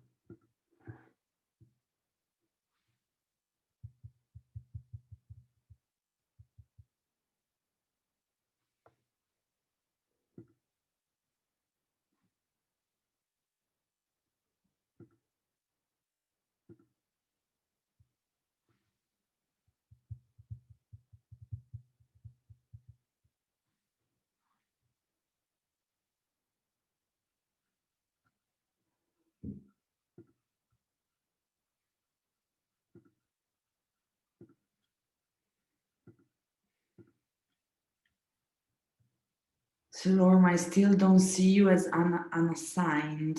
That's so weird. You don't result as if you were unassigned. You result assigned to one room. But then if I look in the rooms, Yeah, because it says the host has opened breakout rooms. Please wait to be assigned. Yeah, but indeed, so, but for example, now I'll show it to you on Slack. So what I see as unassigned, I see that Isaac and Joanna are unassigned, but I don't see you in the unassigned. So it results that you're assigned to a session, which you're not. Yeah, my internet just went off. No worries, they're also coming back. Because I see Irene, Joanna, Isaac. So am I in? No, but you're still, wait, I'll show you the picture. You're still, we're in the plenary room. Isaac, which breakout room were you in? I was with Amma. Okay, I can put you again with Amma. Okay, thank you. So yeah, so Lorma, I just, like, you're the only one that I cannot assign to. So if you see on Slack, as unassigned, I was seeing only Isaac and Joanna. And you were, yeah, but they are coming back, and we're, yes, so sorry that you missed this, but they are recording, they should be recording. Wow. So you should be able to see it. I hope so. And I'm bringing them back here, so they are gonna wrap up and say what they discussed here. So 1 minute, Wow. I'll bring them back. Sorry about this.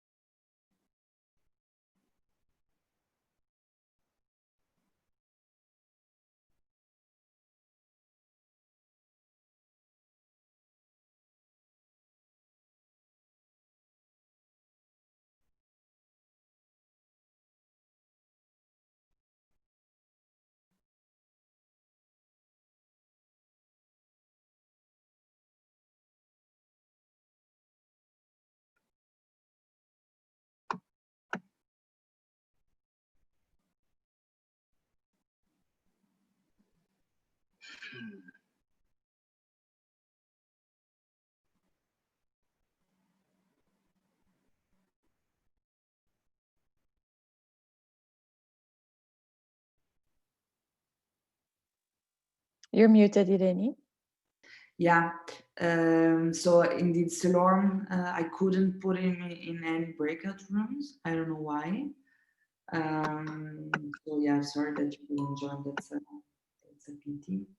But I asked the breakout rooms to do a short recap of what they did, so at least you can be. Is everyone back from the both groups? They are coming back. Okay. I think Emma's group is back already. It's here, yeah. And we have 7 seconds, and they will be all here. Okay.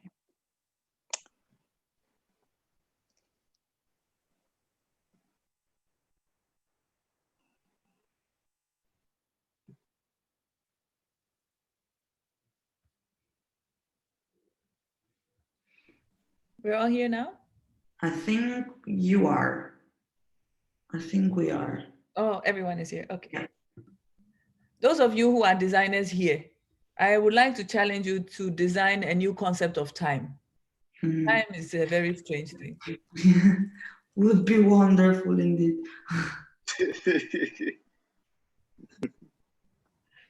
All right. I hope you had, I hope you had a good clinic together. We understood that someone wasn't able to join the. Yes. It was you.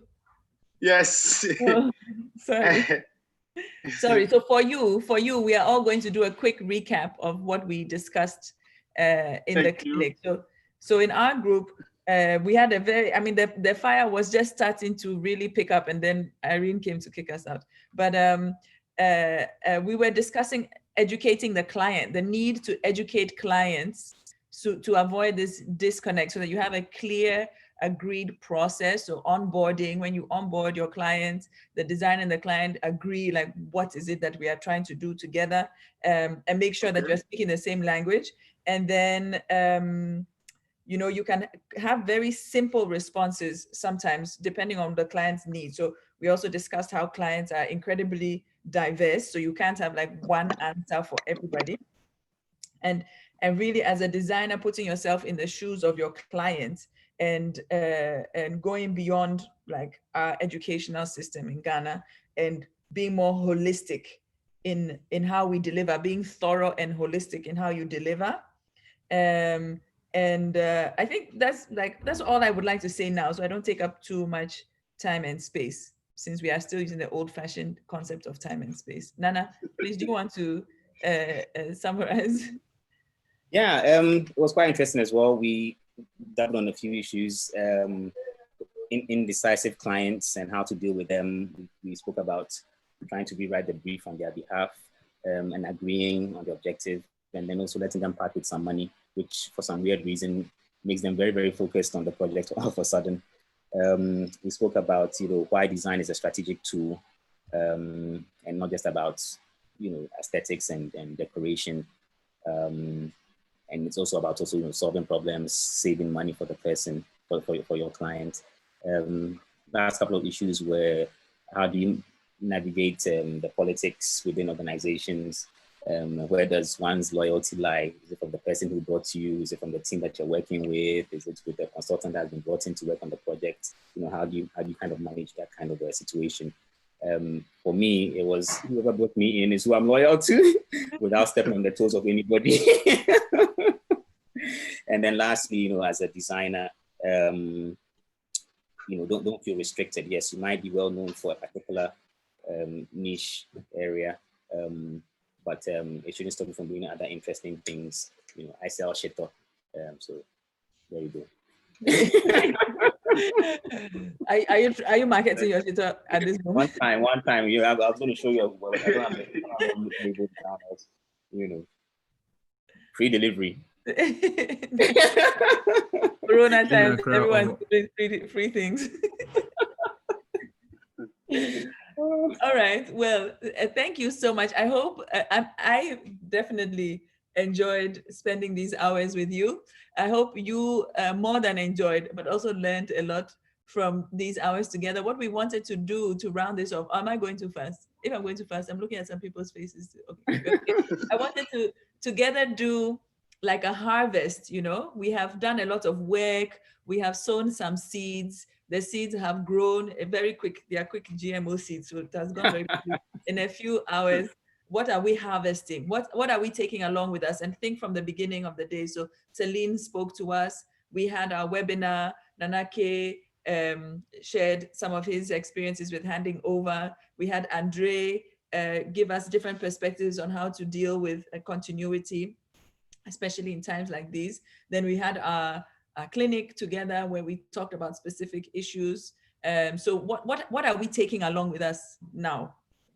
Because we want to learn, we want to, you know, sharpen our tools and our skills and this thing. So yeah, we can do this, either put your hand up or chat. You can put in the chat. And Irene or Thais will help us with that. Yes, Lauren, you want to speak? Yes, thank you very much. This journey has been really great for me. In fact, I've already started practicing a lot in terms of the communication, in terms of documentation, and then going the extra mile for clients. I was working on a project, sent the work to the client last week. She never said anything. Just yesterday, she's like, "Can you change this?" All I said was, "I'll get it done." And I must say, I'm happy being here. Yes, I've learned a lot, and the connection is just great. Yeah. So I'll implement every single thing I've taken here. Book is here. So thank you. Is there any specific thing that you are thinking like this is the thing that has really stood out for me in this session? Yes, the issue of timing. The issue of timing has really stood out for me, and also understanding the client deeply before taking a move. You know, sometimes once the client says, I want this, then in your mind, you think you already have the solution without thinking about the necessary or extra resources you need. So that is one thing that really struck me today. Yeah. Yes. Great. Thank you. Osborne. Okay, so for me, I think today's has been, I don't know, very insightful. From Celine's selling more beyond what they've asked you to do. I think that's very important that I picked from hers. Very, very important. I think sometimes some projects are very demanding such that by the time you are done with what was requested of you, you are even tired to want to even do more. But then I think it helps, especially when you want to get them, interested in doing more with you so that more money can come my way. So that's one thing I picked from there. I think from our discussion on the case studies, one most important thing I picked is you have to think outside the box, especially with the different media we have now, the different presentations we can have. We don't just limit ourselves to the usual brand guides, the printed versions, but what more ways or what more media we can use to put brands out there, just so we evolve with the times. I think Nana Kedia, I've been following him for a while, and he has been evolving with time. So I think as a designer, it's something I have to learn from, so that I don't put myself in a box as a graphic designer, but then I evolve with the times to either take on photography, especially, so that I can add more to the projects I handle. So if I think photography can help, if I think videography can help, I try and, add all those bits and pieces just so I am more diversified and not just, in a box. So that's very major things I picked from this session. Nice, very nice. Natasha, you'd like to unmute yourself?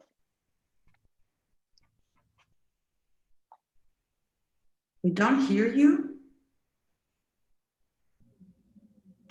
Can you hear me now? Yes. Okay, so what really stood out for me was the issues of going beyond for your clients. As a designer, especially when you're not surrounded by other people who sort of support you and can sort of give you some sort of guidance, I felt that, whenever I end up going beyond what I'm expected to do, I'm usually seen as being naive. So it's really encouraging to hear that it's sort of in the right direction. And the session also made me realize how much from the other disciplines of design that there are several elements that I can apply to. I'm an interior designer. I think I'm the only interior designer on this platform. It's surprising how much from the other disciplines I can actually sit down and apply. And I really have a lot to go and think about. I have a lot to go and re-strategize. And it's just encouraging to know that, I'm sort of going on the right path, because sometimes you can feel like you're just in this abyss of, I don't know what I'm doing. I don't know what the heck I'm doing, but I'm just going to keep doing it anyway. So yeah, that's for me. Yeah, really great. No, I'm really nice words. I'll just go a bit quick, so just for also the sake of time. Richard, you can unmute yourself. Okay. I think one big thing that stood out for me was Nanake mentioned that people do not really want the design, but they are mostly interested. Oh. We cannot hear you anymore. Richard.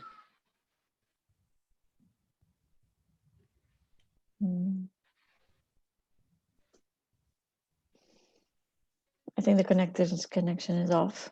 Should we move it? Yeah, when he comes back, we can move. Shall we move on to Sika? Yes.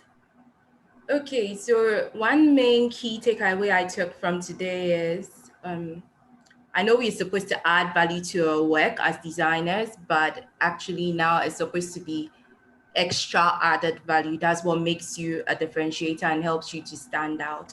Also, learn how to communicate clearly, be transparent, and never assume. Always just ask than assume, because assumptions will always lead to like disaster later. So that was one main key takeaway for me. So I think what it is the marketing world is beginning to do that more and more. And I think designers need to lean towards it. The days of like just giving added value is part, but you have to give extra added value if you still want to stay relevant and leave an impactful experience with your clients so they can always reach out to you. So you just have to go the extra mile. And at the end of the day, you also be building some skills as well. It's not always about money. That's the trade-off. Thanks. Nice, thank you. Kumorzi? Thank you very much. I think mine would have to be a summary on like other sessions. I've really learned about the value of a client and then as well as a designer. But not to say all the sessions were not helpful, they were helpful. But for today, learning from Celine about do more and get more. Because when I'm always designing for someone, I have in mind, I want to do kind of like different samples for the person. But at a point, I would just be like, no, the person just need 1, 2. So why would I have to go into details and then do a lot of design? I feel like it's a waste of time, but learning from Celine today, I realized that it's not actually a waste of time, but it's kind of like making sure you are telling your client that you are good at whatever you are doing. So I think I really appreciate that part of this session for today. Thank you. Thank you. Also, Kafui placed in the chat. I think Richard joined again. So Oh, Richard, yeah. you want to try now to ask your to share? Let me your... just share one that was on the chat very Okay. quickly. Yeah. From Kafui was understanding your. Oh, someone else placed something there. Understanding your client communication and being intentional with everything is very important in the design process. And then Violate also shared doing more for clients, having a holistic approach to clients and design, learning more new tech and applying it, sometimes being present at the events you design for, having a social media presence, not necessarily with products you have designed, but also with the knowledge, with sharing your knowledge on what you researched, and on educating and informing the public on topics that are relevant. And Emmanuel also shared one key takeaway is designing for value and not necessarily for money, designing for goodies and not money. Yeah, and maybe then we open up to Richard. Maybe we make this the last sharing. Yeah. And if you have others, you can share them by chat. Okay, Richard, we can try. Don't see you. Where is Richard? I don't see him. Richard, would you like to unmute yourself and share your learning? I don't think he's here anymore. No, I see him. Oh, okay. But okay, otherwise you can just share it in the chat and I'll go ahead with the assignment for next week. Do you see my screen? Yes. So this is our actually our last session. The session of next week is going to be the closing session. But first of all, I would like to thank Ama and Nana and Liz and Joanna and Thais and all the designers and the clients that are still here. We're 40 minutes late, but as always. But it's really nice that you are still here, still talking, still alive, still commenting. So it means that what we're actually doing all together is working. So thanks a lot for it. Next week is the closing session. And what we would like to ask to you is to, a couple of things. So for the designers, I'm gonna read through the things you will have to do before next week, Wednesday. So finalize your project deliverables, incorporating the feedback of the clients that you already should have gathered. So make sure to have all the deliverables final and that these deliverables are in the folder final in the drive so we can see them as well.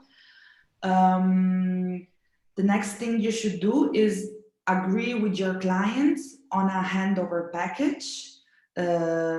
So we wanted to address this part during the session, but we thought it was more relevant to keep going with the discussion that took longer.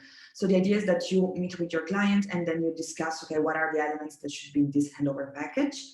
And then you designers have to actually deliver and create this handover package elements to deliver them to the client and put it in the final folder as well. And then we would like to ask to you designers to prepare with your team a 5-minute speech. So we're gonna time you, so it has to be 5 minutes. That includes your final solution. So what you came out, what we came up with in the end.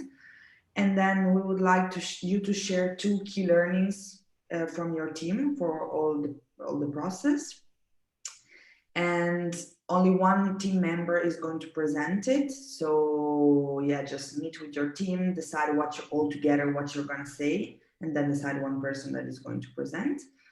And then for the clients on the other side, we would like to ask you to prepare a 2 minutes feedback on the final solution, on the teamwork, and on the process to present at the closing session.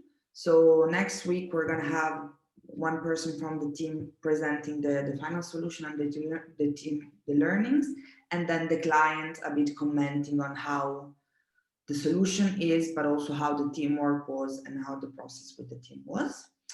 And also for the clients, we would like you to be available to agree with the designers on the handover package. So these are the things we asked to you. So please finalize everything before next week. Yeah, and maybe. Next week. Yes, Thais? Maybe I can just add 2 things. So for the, oh no, in the previous slide. So for the designers, so differently from, like, remember you made your pitch in the beginning. So this one, you don't need to record yourself because you will be presenting it at the closing session. And for the clients, you don't need to make too much preparation. So you don't need to necessarily have like a slide deck or something. Like, it's more just being available to share your feedback and to have something prepared for it.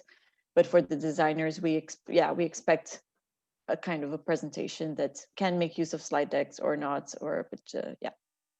but Irene, you can detail it a bit further. Indeed. So for this pitch, as Thais was saying, it's not going to be about you, but about your solution. So this is really to pitch your solution to your client and to other stakeholders that are going to be in the room. So it's fellow designers, fellow stakeholders. It could also be other investors. So you really have to convince us, the audience, that your solution is a really good one. So we would like you indeed to prepare a slide deck, really short, so it can be really like 3 slides. You should start with the problem you were trying to solve. So indeed, first slide could be your team name. Second slide could be the problem or the challenge you were trying to solve. And then we would like to see 1 or maybe 2 slides about your final solution and how it really solves the problem. So if you have sketches or mock-ups or something visual, it would be great to have the solution visual so we can really understand it. And then the last slide could be like with 2 keywords or 2 key sentences about 2 learnings that you got from all this process with your team. We advise you to use the slide deck presentation so you can show to us your sketches or your mock-ups or your visualizations. And it's going to be 5 minutes timed, 5 minutes for 1 team member to present. Then we will have 5 minutes of Q&A from the other people and from the clients as well, if they want something to be clarified. And then after this 10 minutes, we would like the client to indeed say really in 2 minutes how it was to work with this team and what do they think about the solution. And that's it. Does any one of you have any question about the assignment? So it's going to be a live pitch. So indeed not a video prepared, but live. And we advise you to try it many times to verify that you can stay within the 5 minutes. Does anyone of you have questions? Later today, we will share this assignment that we talked about. So we're just going to have everything written so you have it clear. And then we're going to send to you a feedback form for this session, which is going to be a bit shorter than the other, so even less questions. If there are still no questions, maybe I can let Joanna, if she's still here, I can let you conclude. Joanna?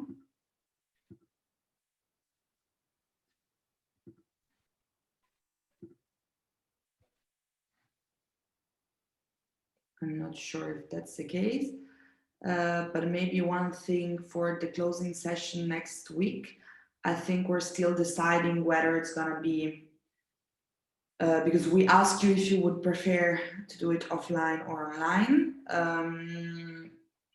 I think we're still deciding on what is going to be the format. So if it's going to be like blended, so that the people that don't want to join or cannot join can join online, and then the people that want to join in person can join in person. So that might be the case, but we're also still considering if doing it completely online.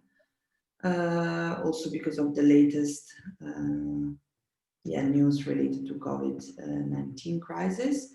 But we'll let you know. Yeah, so information is coming on Friday. That's what Joanna said. So by Friday this week, you will know the setup for next Wednesday. Yeah, so it's gonna be either entirely online or probably mixed, so people can join online. Me and Thais, and we're definitely gonna join all online, unfortunately. But yeah, then thanks to everyone once again. If you have any question, use our Slack channel. We'll share with you this and also the presentations from today. And you can always reach out to Nana and to Alma and to Celine and to Andre as well if you have any questions or any comments on that. And yeah, thank you. And I wish you a wonderful day then. Yes, thank you so much, everybody. Thank you, Nana and Alma. We keep in touch. We talk soon. Yes. You too. Thank you very much for bringing us all together. Yeah. Thank you. Okay. Yeah. Bye.